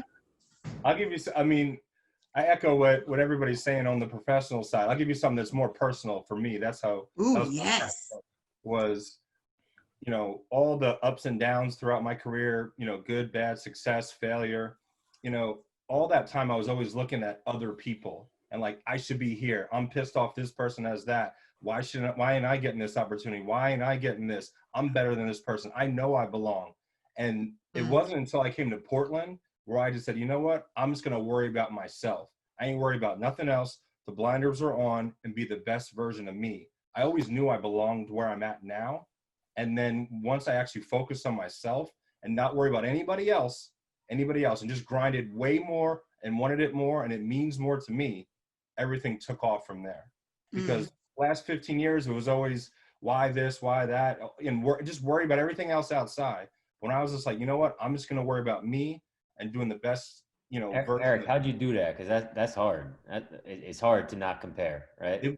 It is. It's really hard, Ari. It's a great point. I think, you know, having a family grounded me, and just always looking like, you know, I'm blessed, and always when things get tough and you're kind of looking around, it's like, I'm blessed to have the job that I have, the family that I have, and just kind of stay grounded with that and keep going, you know. And then to Ari's point, like, your goals change, right? In the beginning, it's always money. I need more money. But now for me personally, it's like, how can I be a beacon for other people coming up, like this platform? How can you help? You know, for me, it's all about helping now. So it's different. You know, to me, it was much more personal. The professional stuff came really exploded for me once I got my own personal shit together. Then I could go. And you have 4 kids now? Very, very well said, brother. Yeah, I'm right, man. Hell yeah, Eric. Thank you. Thanks for the personal touch with it. If you knew about coronavirus, would you still have had 4 kids? I'll tell you Bill, can you share as well? Yeah. So it's kind of a little bit of what everybody said, but I think for me, very important is being metacognitive. Just hold on, Pat. What does that mean? Just being self-aware. All right. Being self-aware. I think that and just realizing I'm dope. I'm dope in what I do. And that's why, you know, the dudes at the foundation looked at me and it was like, yeah, we don't know. These are my friends first. They're like family to me. These guys have done things for me that my own family haven't done for me. And they've always been there for me. Like, I've known Dre and Hutch when they were on the other side of the business, you know, but all of these dudes are like family to me. And just knowing that I'm dope and showing up with my dopeness. Like, yeah, sometimes it's hard being a creative because you're constantly, let me not say for myself, second guessing, wondering, am I keeping up? You know what I'm saying? What's my skill set like? You know, you constantly question, like, I'm oil painting right now. Never thought that I could paint the way that I am, right? I just love to create, but you never know if you're creating at the level of where you're going to be accepted for what you're doing. But like me and Hutch were talking, and you know, I'm going to just be very transparent. You know, he was like, yo, I wasn't sure about where he was with the bodies that you're doing. And he's like, yo, you haven't lost a step, because I was doing art. Like, I left this alone and I came back into that position, but it's showing up. I love what I do. I love creating, but also you got to understand, you got to know that you dope. Yes, right. Because when you dope, you know that you dope, you're going to barrel through like all of these dudes up here, Sharifa included. Everybody knows that they're dope and they show up with their dopeness. And if you don't realize, like my man who's from Baltimore, he got his brand on his back. 100%. So it's just like having that was my turning point, is just looking at what I create and being like, yo, I don't know who's fucking with me, straight up. That's it. 100%. Good one, Phil. That was good. I was gonna say the hat, but shit. Shalom. Man, better run through a wall. Thank you. All right, thank you. Awesome. Man, that was an amazing question. It was a really good question. That comes from listening. Hey, that comes from listening to most of the podcasts so far. Nah, come on. And I wanted to ask that question after kind of researching you all. I'm like, man, what was there? So the young lady that asked it earlier, I was like, oh, everyone shares. So I'm on, y'all. Thank you. Thank you, Chantel. You're welcome. Dave, it's gonna be hard. It's gonna be hard to top that question. Who we got up next? Wow, that's a hard. It's real. It is, but you know, we just go back to putting the pressure on Sharifa. Danielle got a question for Sharifa. She's getting all the smoke. So we're gonna bring up Danielle. She's gonna ask Sharifa a question. But no, I knew Chantel would help us like level out and help us, you know, get everybody a chance to get loose real quick for a second. But go ahead, Danielle. Hello, everyone. Thank you for being on. Hello. Sharifa, sorry. I wanted to ask you, can you talk about your personal organization system / your like creative management process when it comes to managing multiple brands? I know you have the Brooklyn Intern and Vision Festival, as well as Liberty Fairs. And so just that process, I know in the first pregame, James talked about having a notebook and how he, like every morning he has a list of like his top 20 things, and then he goes over that at night to kind of like recheck and just add on things that he needs to add on to. And so just a little bit about me. I'm currently in education and I'm working on my clothing brand, Clean Slate Clothing.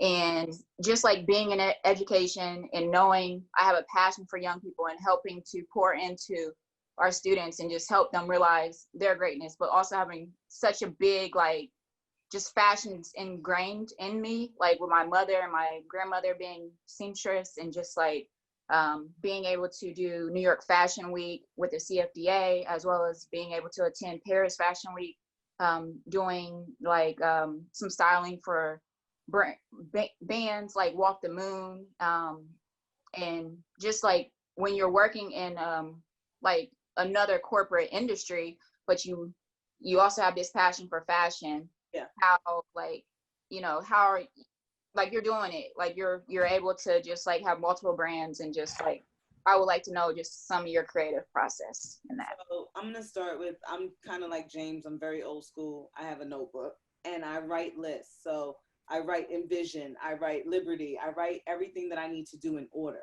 I ain't gonna lie, and I'm not gonna front, I can't do anything without my assistant, Lucia. She helps a lot. She like organizes everything, and she makes sure that I'm not, because I'm the person, I'm gonna say yes to everything. And then she kind of cuts that down and says no. So like, you also have to understand how much what kind of bandwidth you have, right? Like, you have your full-time job within the education system, but then you also have your side project that you're working on to build your own business. I think it's about understanding you have your 9 to 5, and then you have your 5 to 10, right? You also need to sleep. But there needs to be some sort of system where you also have to take care of yourself, right? Because you can't do any of it without taking care of yourself personally. I am a notebook person. I am a list person. And if I don't get through the list, I don't ever get upset with myself. I just figure it out for the next day. I do put the most important things, of course, at the top that I need to handle right away. But I also have help. And I would say to you, like, if you get like an intern, everyone's always looking to learn from someone. There's somebody looking to learn from you within the education system. There's someone also maybe coming up with you that want to be a designer. Maybe you guys can work together. Those are the type of things that we do. I have tons of interns, and I also have an assistant that helps me daily. Otherwise, I wouldn't honestly be able to function. It's like, it's ongoing all day long. All day long, I'm on the phone. All day long, nowadays we're on Zooms all day. You know, you have to be able to balance out yourself, otherwise you're not going to make it. But for the most part, I'm very strategic about my list. I am very old school. I don't know if you use notebooks or if you use your iPhone. I need to see things fully laid out. Like, I want to see fully and drawn out. And then I'm also very particular about how I get things from people that have to send me things. So I'm very visual. So I always ask for like pictures and different things that I need. If I'm looking at a clothing brand, I want everything. And I have like an auto reply where you ask for certain things in the way that you want it. That way you're not going back and forth with the person. So I would say be very thorough about what you want at the time, and make sure that you're asking and your requests are for everything that you need. So you're not wasting time. Find shortcuts to not waste your time and not to waste other people's time as well. You know? Good. Yes, that helped a lot. I am definitely old school as well. Love keeping notebooks, as well as being able to keep a digital track on my phone.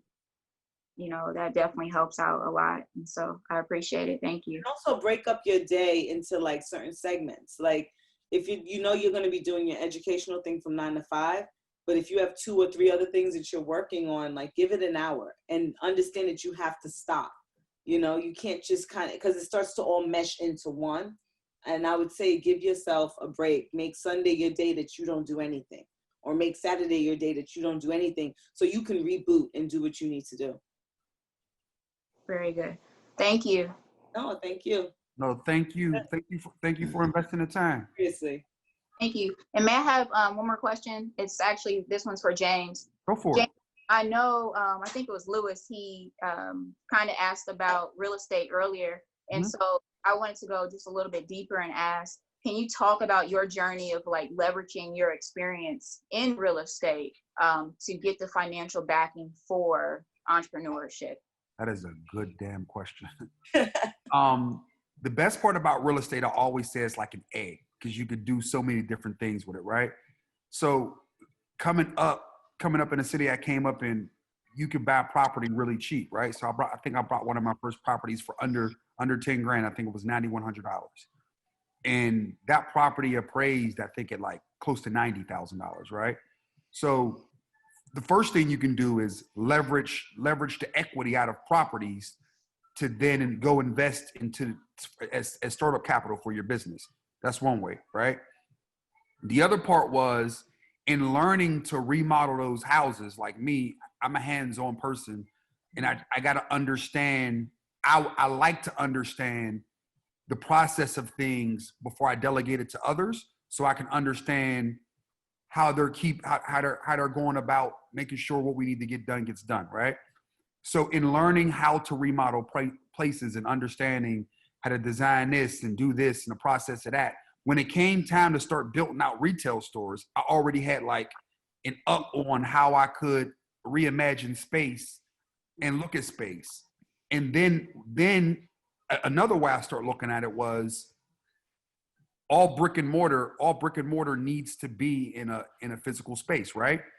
So becoming the owner of the spaces that we do retail in, right? It gives you an opportunity to buy the space, lease it back to the business, and you can then turn that property 3 or 4 different times, and the equity that goes along with it. So for me personally, that being in real estate has been and still is a huge motivating factor in what keeps me excited about redeveloping things, developing new things, pushing the ideas of what we could do with real estate. If I wasn't doing this, I think, or when I slow down in retail, I love the idea of kind of developing my own town or city, because you can kind of reimagine how people live together and how the space informs how that happens. I could go on and on about this every day. Please, Danielle, please hit me up. You're on a platform. Feel free to hit me up. I'll make time to go back and forth with you as long as you want to on this, because you're talking about the 2 things that I'm most passionate about, retail and real estate. And you throw entrepreneurship in that, and I can go for the rest of the night. Wonderful. Yes, I'm definitely, I'll reach out to you as well as you, Sharifa, as well. Thank you. Thank you. Thank you.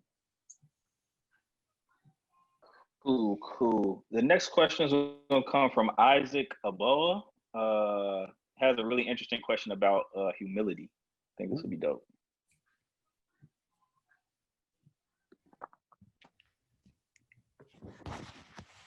Oh, hey, how's everybody doing?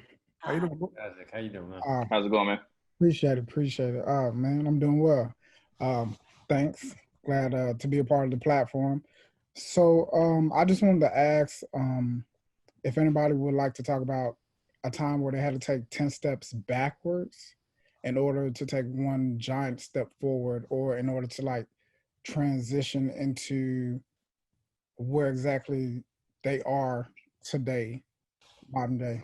Because a lot of times you will experience like failures, and sometimes you don't have that mentality to say like, oh, well, it's not a failure. It's more so this is a lesson and so I need to learn from it. But people kind of get stuck, or they kind of just give up and they settle. So I just I'll go quickly, bro, and then let everybody else jump in because this is one everybody's gonna have something to say about, I'm sure. Man, I believe in failing fast and not being scared. Obviously, that takes a lot of experience, but I feel like I take every day. The first thing you always got to do is take a couple steps back so you can look forward, if that makes sense. If I always say, and this is just something I believe, if you're reading your own clippings or you're too close to it, you're going to eventually fall out. You won't be there. You won't be there much longer.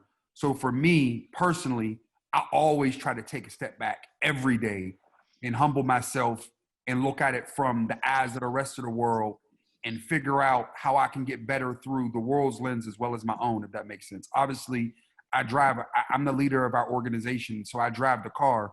So it's important for me to try to see it from all places, if that makes sense. And failing fast and having the confidence to fail fast is the only way to win. Okay. I'll let somebody else jump in because I'm sure everybody else is going to have something to say on this one.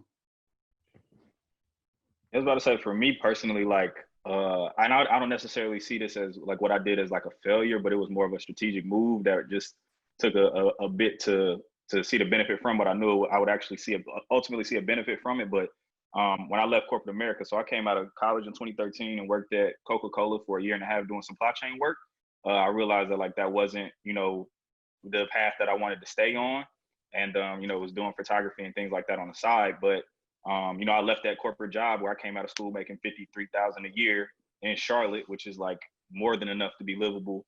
I had bought a Beamer, all these different types of things. And, I started working at Zoomies for $785 so that I could pivot into the industry that I wanted to be in. And, that's, to a lot of people, perceivably, that's a large step back. And it took a lot of family support from, friends and family and all of that. But it was something I knew needed to happen so that I could be adjacent to the industry I wanted to be in.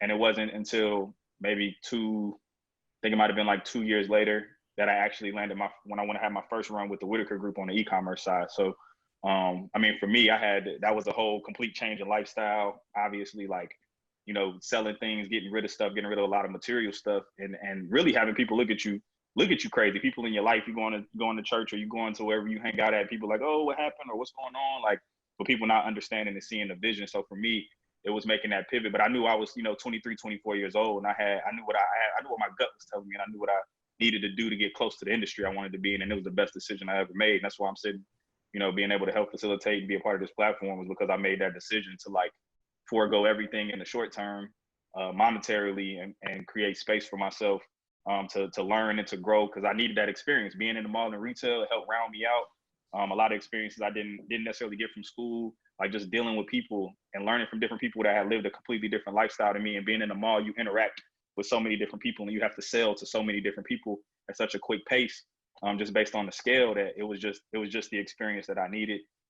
So in those years, I did what I could to try and like climb the ladder of retail, and had an assistant manager job at Lids before I ultimately became an e-commerce photographer at the Whitaker Group. But that's probably the biggest leap and the largest gap that I've taken, is literally, corporate dude coming out of school, making whatever, being a young professional, going back to the bottom, quote unquote, and just getting it out the mud to get the experience that I needed and be close to what I wanted to be close to and what I was passionate about. Brother, preach.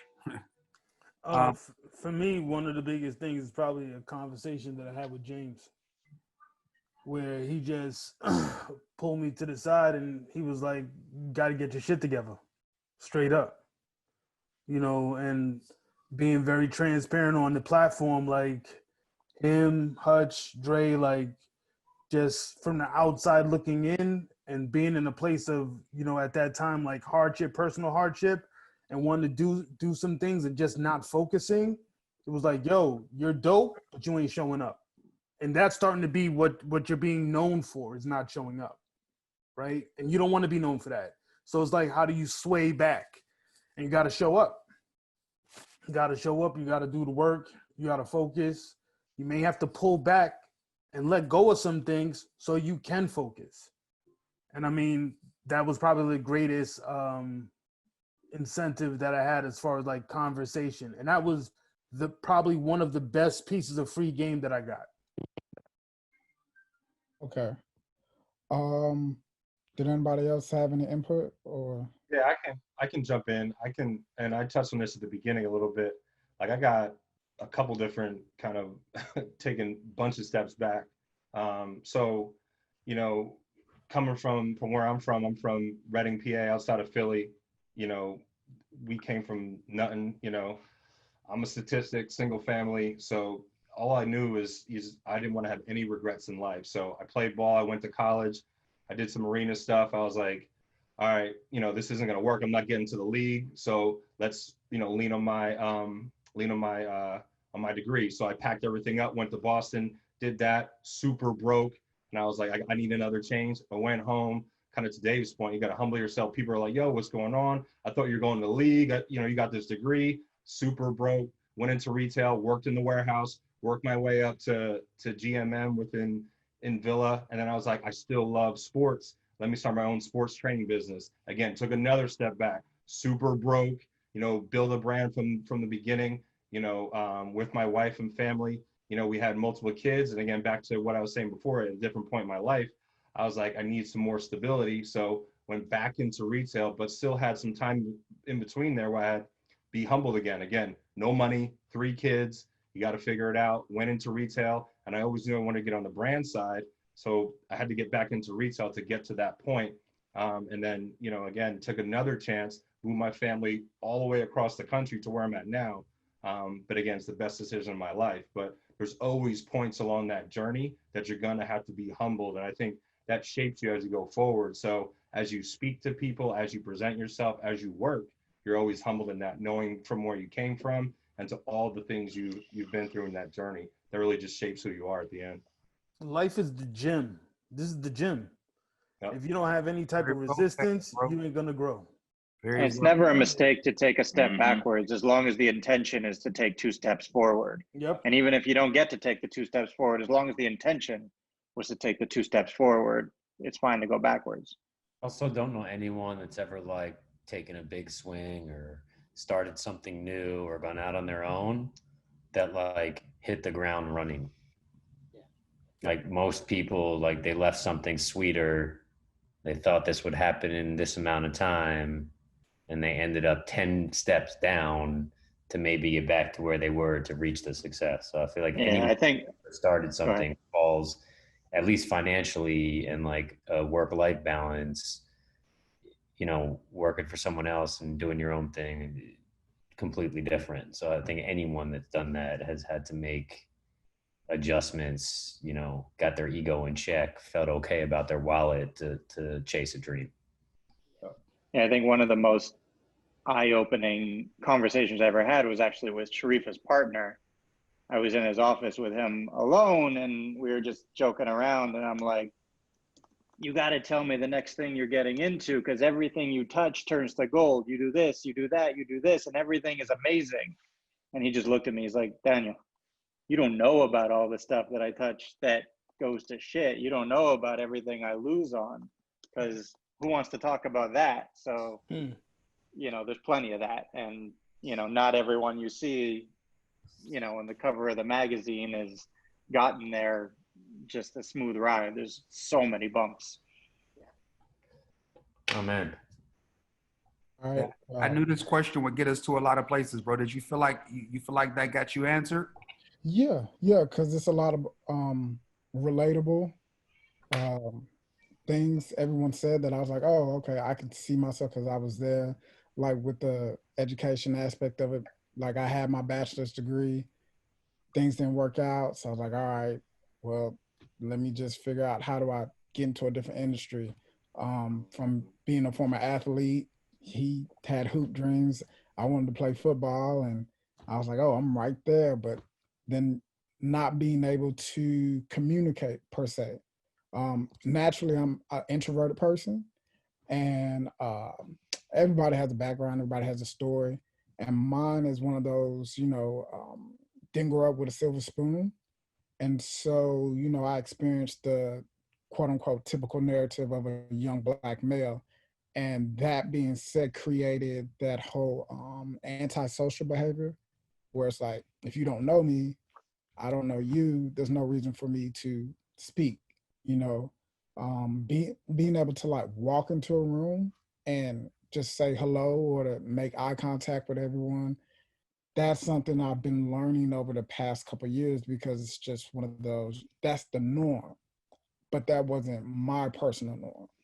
So I understand, like in the creative industry, a part of it is being social, being able to make people feel comfortable, being able to, like you said, build those organic relationships, even if the relationship is one-sided or like each side doesn't benefit from it. Like you still need to develop that and have that because you never know when you can be an asset to somebody or somebody will be an asset to you in your time of need, so on and so forth.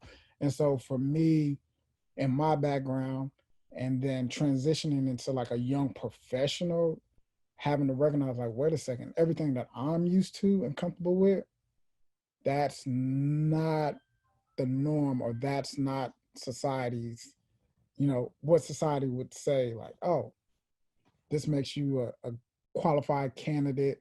This makes you a good person to do business with and work with, so on and so forth.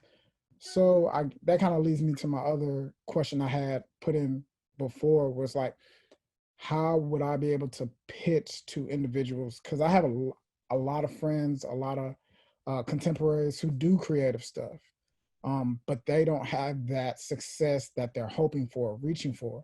And I sit back, I'm an idea guy, and I say like, well, if you meet with this person, or if you worked with that person, or if y'all talked and came up with something together, you know, y'all could collectively be great. And then, you know, splinter off into your own individual endeavors and pursuits. But it's just like, because I'm introverted or because I'm kind of hesitant, because I'm just like, you know, I keep to myself and I stay on the sideline. So I can see and observe and pinpoint certain dots, and I can connect all the dots, but I necessarily don't know how to verbalize it, or just don't know how to communicate it in a manner to where it persuades someone to say like, you know what? Yeah, okay, cool. That's a good idea. I'm going to act on it. Or, you know what? Hey, let me bring you in to have you consult and let me get your input. Let me get more of your input, so on and so forth. So if you had any advice on how to, I guess, break the ice, I guess, for a social introvert. That's how I like to label myself. Like I'm a social introvert. Fellas, ladies. I mean, I think you just did it. You asked the question. I mean, Getting out of your comfort zone. Yeah. Doing it right now. Bro, to get up here and talk in front of a couple hundred or 100 people on a screen is no different than you had to maintain eye contact. You had to think about what you wanted to ask. You had to keep your poise, and your question was, and everything you said was formatted so we all understood it, and it was very clear. So you just took the step. Yeah. Just stay uncomfortable, man. Yeah. Keep making yourself uncomfortable, and eventually you'll be comfortable. And hey, how do you like this event? What you here for? What do you think of this? Blah blah blah. I mean, get somebody else talking. That's it. And crack a joke or two, even if they're corny. That's And the other part about it is we're all always uncomfortable. It's just once the light comes on, we forget that we're uncomfortable. But coming into it, we're all thinking about it one way or another. Like you put some thought in, there's some discomfort for all of us every moment, but that's what I think makes all of us uniquely ourselves. Does that make sense? Yeah, no, that, it makes total sense. Like, you know, yeah, I appreciate that. Thank you. Thank you for your time. Thank you. Okay. No doubt, man. So guys, we just passed the 9 o'clock hour, so I like to be sensitive of everybody's time. So we're gonna take about, I think, Dave. How many more are we gonna take, Dave? I mean, we can go ahead and take 5. I think we probably got close to 10 in here, so we'll do about half of them just out of respect for the time. But like, this audience has been amazing. Everybody's been great. It's been some really dope questions in here. I hate that we won't be able to get to them all just because of, you know, time constraints and all of that. But it's y'all have been fired. Please come back in 2 weeks. You know, we get this same audience again. You know what I mean? It'll be we'll be set. This pregame will keep being what it's supposed to be, man. Y'all are all here for the right reasons, and this is dope. So we appreciate y'all for coming out. We're gonna pull somebody else's plan for the home team on this one. Bring up Tara. I think she's got a really good, interesting one. For Jay. Faye. Or is it Tara? Our Tara? Yes, our Tara. Tara, Mrs. Faye. PH. Hi. What's up, Tara? Hi. So I have to preface my question with a story. I've worked with James and worked at the Pittsburgh store, downtown Pittsburgh, for many years. And I was pregnant with my second child and managing a store. And I think I had set a precedent for being like the first employee of childbearing age to like have to go on maternity leave. Yes. And not only was James supportive in every capacity, he had a whole plan in terms of the company working around me during my absence, and probably gave me some of the best advice I ever received as far as like what my return would look like. You know, he's a father, and he's like, listen, you think it's gonna be easy, but having 2 kids is gonna be a lot, and you're not gonna be in a rush to come back. And my whole leave, I was just like, wow, James was right. He knew. So it was a really beautiful experience. I felt very supported. You know, my return was really great. So I have to ask, like, with regard to, you know, how women need to be supported in this industry, in your journey, when did you have this realization in terms of what you needed to do, you know, having a company to support women and to empower women? Did you see there was like a void or a need, or is it just something, you know, instinctively that's a part of your value system? You know, is that just how you move? That's a good ass question. Who's the question for? That's for Sharifa. That's for me. Oh, okay. Well, it's a couple of things. Yes, it's a part of my value system, but I think it became a part of my value system coming throughout the industry. When I was in the industry, I worked with a bunch of dudes, and there was never a female to kind of take my hand and say, hey, let me help you. And I realized that. And I realized the one person that did show me a way was my business partner. And I always vowed that I'm not going to be that. I want to show young women that we should be helping each other, and we need to start supporting each other in a better way. I remember going to many of events, and there were other women there, and they won't even speak to you. So I didn't like that. I don't compete. There's no reason for us to compete. I always want to uplift. Because you'll lose. Help. No, I don't compete. I want to make sure that women are valued and we all know how to work together. And that was a big thing for me. So it's a part of my value system. I don't do things just to do it. I do things that's going to enhance and benefit anything or anybody that I'm around. Have you seen working with men that their values align with yours in that capacity? Or did you have a lot of teaching moments where you had to kind of like stress the importance, like, well, we need women in leadership, we need women doing this, we need women doing that? No, I think working with a lot of guys was really interesting for me because they have a lot of respect for women. I do see that we do need more women in the industry that we are in, but just being around guys it's much easier because there's no judging. There's none of the things that come along with working with other women or that used to be with working with other women. That's why I think for me, teaching other young girls that's coming up, we have to work together. It's very, very important. Like, we can't do this on our own. We have to come up together. You know, I think working around guys has taught me that that's what I want to see for women. Because you see guys, they come together. They, you know, James Bull, these guys on the panel together, right? How often now you're seeing it, everyone's like, yeah, let's work together. But sometimes it's not in all love. And I want to see love and support from women. And I definitely, there's so much space. There's so much space for more women to come up and do great things. So, you know. Well, thank you so much. Thank you. Did I answer everything you needed or? No, yeah, it was good. Okay. Okay. And in the honor of James, does that make sense? He made it till 8:03 or 9:06. Thank you for kissing James' ass at the beginning. the longest he's gone an entire free game. That makes sense. Man, listen, Daniel. So I'm great to my team. Learn something from that.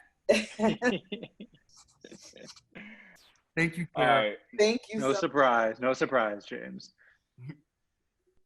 Next question is gonna come from Dexter M. Dexter still in here.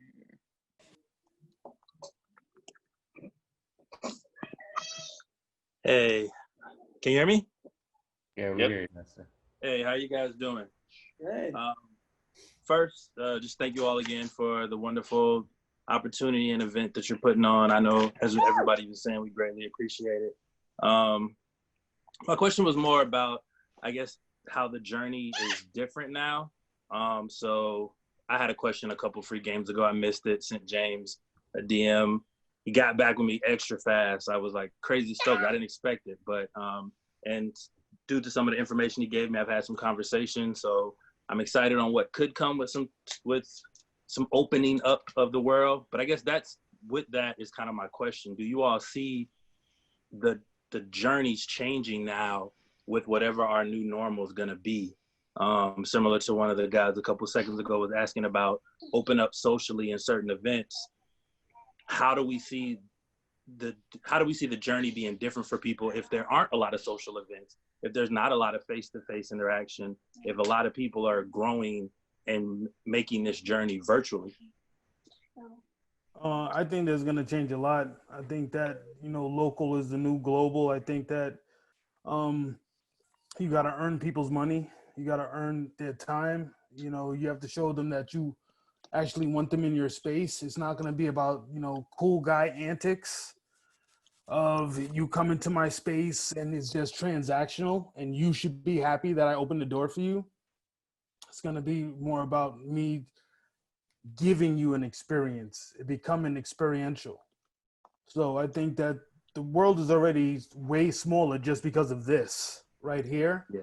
And everybody's feeling the effects of this, but there are people who are making a lot of money because of this, right? E-commerce, being on these platforms, being here. Like this happened because of where we're at right now. And right now, I know Zoom is probably trying to figure a way how to monetize on this more. So is Instagram Live. It's like using these platforms and reaching as many people as you can and tell them your personal stories. I think that's what it's going to be for all commerce across the board. Thank you. Yeah, I mean, I think for us, like obviously I'm responsible for, making sure that we have interaction going on in all our cities. And that's one of the things that we're honestly just working through right now, bro. Like, how do we create more opportunities like this? And how do we keep and make sure that it's organic and that we're working with the right folks and giving them the tools to be successful in this space? I think it definitely is going to change. I think, for us, we're used to bringing 200 people and putting them into a space and letting them talk together, having people perform, having people ask questions and all of that. So we're figuring out how do we give a similar experience to that, and how do we make that experience still available to people and still have some of the intimacy, right? And still have some of the like finer components. I think like a lot of, we were doing, I think between both of the spaces, between Atlanta and Charlotte, we were doing about 15 events a month in both spaces. And some of those are scaled up to the point where, again, we're having 200 people all the way down to where we're having a mental health workshop with just 5 people. And those 5 people are having very intimate, deep conversation, right? And, how do you warm people up to having that same type of experience through a screen is something that we're just gonna be throwing stuff to the wall and seeing what sticks, man. Like, I think ultimately we're gonna create it, right? Like that's what the human experience is. It's about us evolving and changing and going through things, and something new is gonna come out of it. So I ultimately, bro, it's this opportunity for us for people's journeys to change is gonna be, whatever we create it to be. And whatever space we allow for that, you know what I'm saying? Like, it's a time to push technology forward. It's a time to maybe even get back to some of the analog things. I think a lot of times for me, and this is kind of more the artist side of me, when everything's going in one direction, I tend to push against the current. So like in this space where we're already distant, like what does it look like to kind of like dig into that and lean into that a little bit more? And like, what happens when you send somebody a letter, like a really personal handwritten letter in a time where everybody's trying to recreate our in-person interaction? Like there's a tactile portion of like, one of the things I've been doing lately is with my creative agency outside of work is like, I don't want to have a Zoom meeting. We're going to have a regular phone conference call. You know what I'm saying? So everybody can still have a little bit of that like privacy of being able to do, like we were having conference calls before. Why are we pushing just to be in person right now? So that's what I say, man. This opportunity is going to be what we make it. And it's an opportunity for us to kind of play around with some different models and see what works and see how people react to it and get feedback. And that's one thing that, you know, James always says in the office is like, we just need an action. Like if everybody's kind of talking and strategizing, okay, cool. Well, what's the action? Because if you get an action, you'll get a reaction and you can start to, you know, formulate from there. But until you make that first action and we start to shape what this new world looks like, we won't know. We'll be speculating. You know what I mean? So it'll be what we make it. Very well said, Dave. And the thing I'll echo is to Pell's point, local's the new global. And how do you create intimate, in-person interactions, but scale that intimacy digitally? That's the unlock that I'm seeing. That's the opportunity that I'm seeing. Yeah, and I would build too off of what Pell was saying too about relationships, right? And Dave mentioned it. Just can you do it more, you know, intimately, even not, you know, on Zoom or just having a phone call? I can tell you, like we're having calls as a global brand with people in cities now, just kids. What's going on? Not necessarily just to, you know, hear what they feel about product, but to build relationships. How are they feeling during all this? What's really working for them? Are they okay? How can we help? Like that, those relationships like we're building now are going to be huge going forward, not just with them, but I can even speak for our team. Our team now being kind of away from the office is closer than it's ever been because you're forced into like communicating even more because we can't just walk by each other's desk and just talk. So it's like the communication's big. So these relationships like are going to be huge. And even for the consumer, if the dollars are tight, they're going to be very choosy on where they spend their money. So it's like if I'm a consumer and there's a brand that I don't have a relationship with, why would I spend the little bit of money that I have with them? So those relationships brands build and we build are going to be huge going forward. To me, that's kind of the new normal. Very well said. Did we hit on all the places that you wanted to go to in your question? Yeah, sorry, I muted myself. My little girl was talking. But no, definitely. I appreciate all those answers. And it's kind of what I was thinking, especially along the line with what Dave was saying, just getting back to just the phone call sometimes. Because that person may let that guard down a little bit if they don't feel like they're having that staring at the screen. So yeah, very helpful. I appreciate it. I appreciate the answers. I appreciate this entire thing. Thank you all. No, thank you for investing your time, brother. We appreciate you. Yeah, the point Eric made about just like checking in on people is leading me to want to ask this next question. I think this is 4 out of 5 before we close. So let's bring up Adi for her question. Odyssey was good. Hi.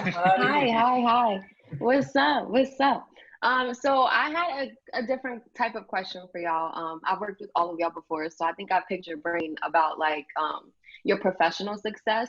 But my question is, I feel like mental health is just as important as the pursuit of professional success. Yeah. So I wanted to ask each and every single one of you guys, over the years, what have you learned to kind of like help you to maintain that mental health? You know, all of us are from different breeds, from different places. We all look different. So what are those type of things that you guys have learned that have pretty much just like changed the trajectory of like how you handle yourself, how you value who you are and what you've been through, and how do you use that?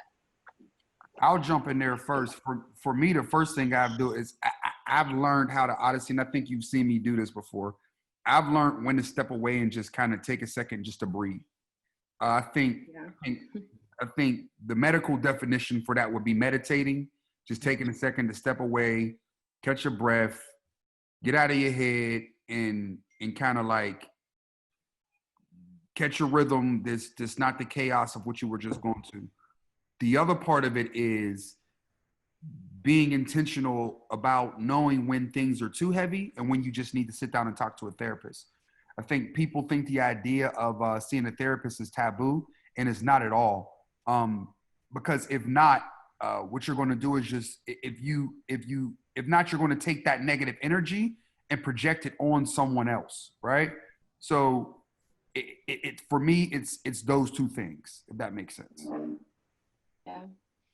I think when you're off, you know you're off, and I think like recognizing mental health or needing help or medicine or talking to someone or a combination of the three. I think some of that comes with age and experience, right? I think at 25, I felt weak. At 35, it felt needed. So I think recognizing that and being mature enough to know that about yourself, you know, when you're young, when you feel off, it might take you, if you be a little older, to recognize what's creating that. But when you feel it, address it. Talk to a friend, ask someone you're close to if you don't have a therapist or feel comfortable going there, but like recognize it and address it. And second, my partners will attest to that. I'm a huge believer. Vacation, unplug, shut it down, go somewhere where there isn't Wi-Fi and you ain't even looking at your damn emails. All three of my partners will tell you like twice a year, I'm out like the fat kid in dodgeball and you can't get me if you try. So I think that's super important. But the mental health side is interesting. It's very of the moment to talk to now. A lot of us have dealt with it like personally in our families for decades. So I think it's powerful that it's out front now, but I think it takes maturity to recognize it in yourself and face it. But everybody's got it, man. Nobody's perfect. No. You know, everybody's got an angst. Just some handle it better than others. For me, I think it's about working out. I make sure that I try to get up and do something. Even on this quarantine, I've kept some sort of consistency. I get up still at 6 a.m. I go out instead of doing my fitness in the gym. I go walking for 2 hours because in New York, I don't know, Brooklyn is not on quarantine for some odd reason. People are outside. So I'm out at 6 and I'm back by 8. And then I come back in the house and I work out, and I feel like that's a real stress reliever for me personally. Fitness for me is everything. So I try to be consistent with that. And also therapy. I think talking to someone is very, very important. I don't think people speak about it enough. You know, I've been going to a therapist since I'm a young teenage girl, just because we go through certain things that other teenagers, you know, other female teenagers go through that we don't know how to handle, or we grew up with. So going to therapy is very, very important as well. Yeah.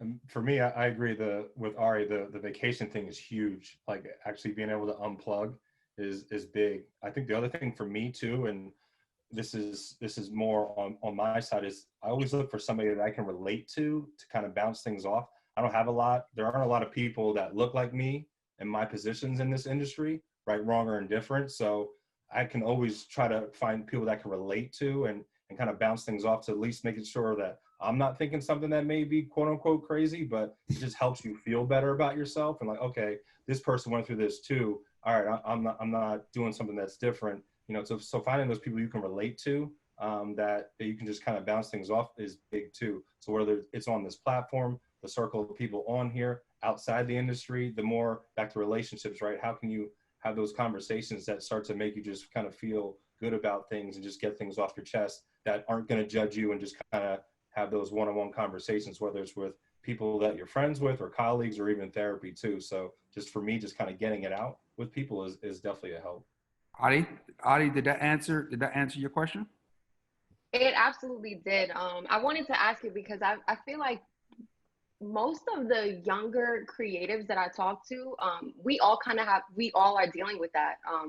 And I'm not really sure like what happened with our generation, but I feel like everybody that's in my age range is dealing with some sort of depression or some sort of like anxiety. And I wanted to ask you guys that because I felt like it was important for, you know, the people on this call who may not know to ask that, may not know how important that is as a creative, as an entrepreneur. Like that's so important. I think we all dealt with anxiety when we were your age. I just don't think we knew what it was. Yeah. And maybe that's maybe what it is. We're just like shit. Like I'm just gonna get up earlier and get to work faster. Yeah.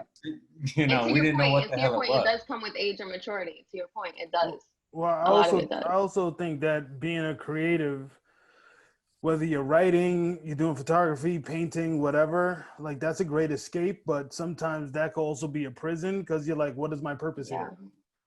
You know, what is my purpose through this talent that I have, and why isn't anybody recognizing it? And you can go down this spiral real quick.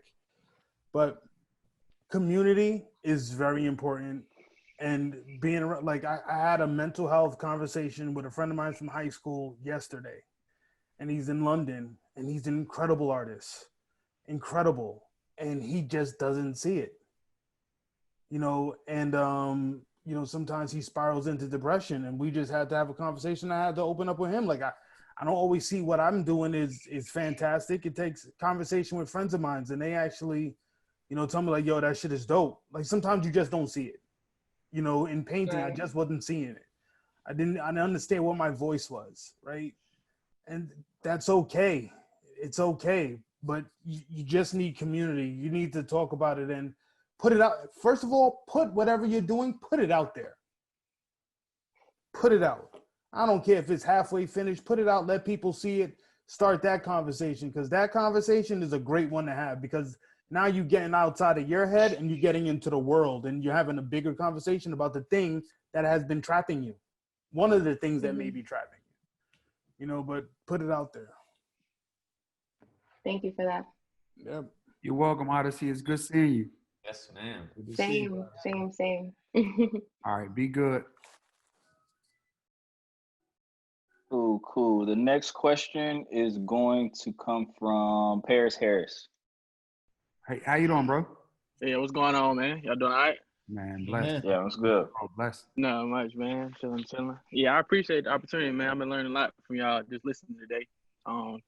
Yeah, I'm kind of at that turning point too. When I'm trying to figure out like if I should like move, like go to a big city or somewhere, and kind of like just figure it out when I get there, or just stay home and just kind of build it from the ground up. If you have like any advice on that as far as like fashion, getting in the industry, and just like even starting a store. Where do you just some live? advice on it. Winston-Salem, North Carolina. Ah. Oh man, I went to Yeah. WSSU, big dog. Yeah, I graduated from Winston too. Okay, word. That's what's up, man. Yeah, Proud all day. 2016. Yeah. Okay, word. Well, Hutch, I'm gonna let you jump in here because you came from a small city and had to go from a big one. You had to go to a big one reluctantly. You want to jump in here? Well, my situation is different because my business partner forced me to. No, but I think no. In all seriousness, I mean, I think only you can answer that question for yourself, right? Sure. For me, you know, for me, everything starts with what is your goal, and I do a lot of my answering of questions with myself based on who I am, and I spend a lot of time in self-reflection, and sometimes you have to realize it's a fine line. It's a fine line between believing in yourself and lying to yourself. So I spend a lot of time with just making sure that I'm honest with myself. And once you started to dial into that and focus in on that, it kind of gives you I always say it's like a pair of glasses that that you can see things that nobody else can see. And you know, so depending on what you're trying to do, the answer, you have the answer. You just have to decide if you want to make the move or not. And a lot of times we're using fear to make decisions for us. I always say, you know, you can sit with yourself for a while and you've talked yourself into being successful, a millionaire, and then 2 minutes later you talk yourself right out of it. Just from the fear of not even trying. So, you know, I think there's an art to taking the L, right? Like somebody said it earlier about learning, whether it's taking a loss or a lesson. I feel like it's always a lesson. You just got to make sure that the gambles that you take won't necessarily always crap you completely out. But I believe James said it earlier. You want to take L's as much as possible, as early as possible, because it's all lessons. There's lessons in everything that you do. It's just how you look at it, right? So if this is something that you really, really believe in, like whatever your goal is, fashion, photography, whatever it is, if you really believe in it and you're honest with yourself, you're talking yourself out of what you already know. Make the move if that's what you feel. And if it don't work, great. That's just a step. I'm sure most successful people that you could think of, I promise you, what they're successful at now is not normally the first thing that they started. So don't be afraid. Don't let fear be the thing that answers that question for you. You already know what it is. You've thought about it a lot. You just have to have the confidence to make the decision. I don't think it could be said much better than that. Paris, did that answer your question, brother? Yeah, 100%, man, 100%. Man, I think he read that from a book, just so you know. Go ahead, Hutch. Sharif, I told you, I'm the man. No, brother. Thank you for investing your time with us too, man. We appreciate your support. Hey, for sure, man. Appreciate it. All right, love, bro. I think this is the last question of the night. Everybody, after this question, everybody, we're gonna unlock the screen so we can get our screenshots in to share our screenshots, so we can all show each other love. And once again, I'm gonna say it now, and if I don't get a chance to say it after the question, I appreciate everybody investing their time in us and what we do, and I appreciate everybody wanting to be better. With that, we're gonna end on a super high note. We had a lot of home team players on the last one, but I think this is a good one to end on. So we're gonna let Viv ask her question. Miss Kanonsai. Viv. Hi. Hold on. Can you guys see me? Uh-oh. Hello? We can hear you. We can hear you. We're just waiting to see you. Okay. Hold on. With my camera. Uh-oh, I don't know what's going on with my camera, but how's everyone doing? Good. Good. Good. It was really cool getting to hear about everyone's points. Also, I'm Vivian. I'm one of the photographers at the Whitaker group for social status, by the way. But it was really cool getting to hear about everyone's pivoting points. You know, it's really comforting getting to know and hear everyone's success sprouting from a change in career paths. Because, you know, I've spoke to Dave about this, but I was a biology major.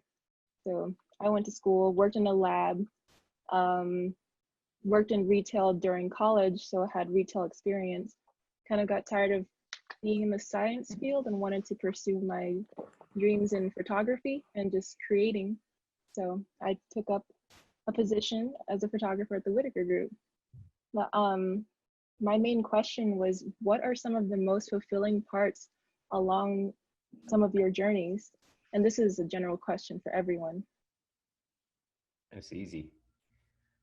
Money. Nah. No, for us, I think most of my partners would agree. I think we're 15 years old now, and we've had so many people come through our doors that have spread through the industry that are in great positions across big brands, their own companies, competing agencies.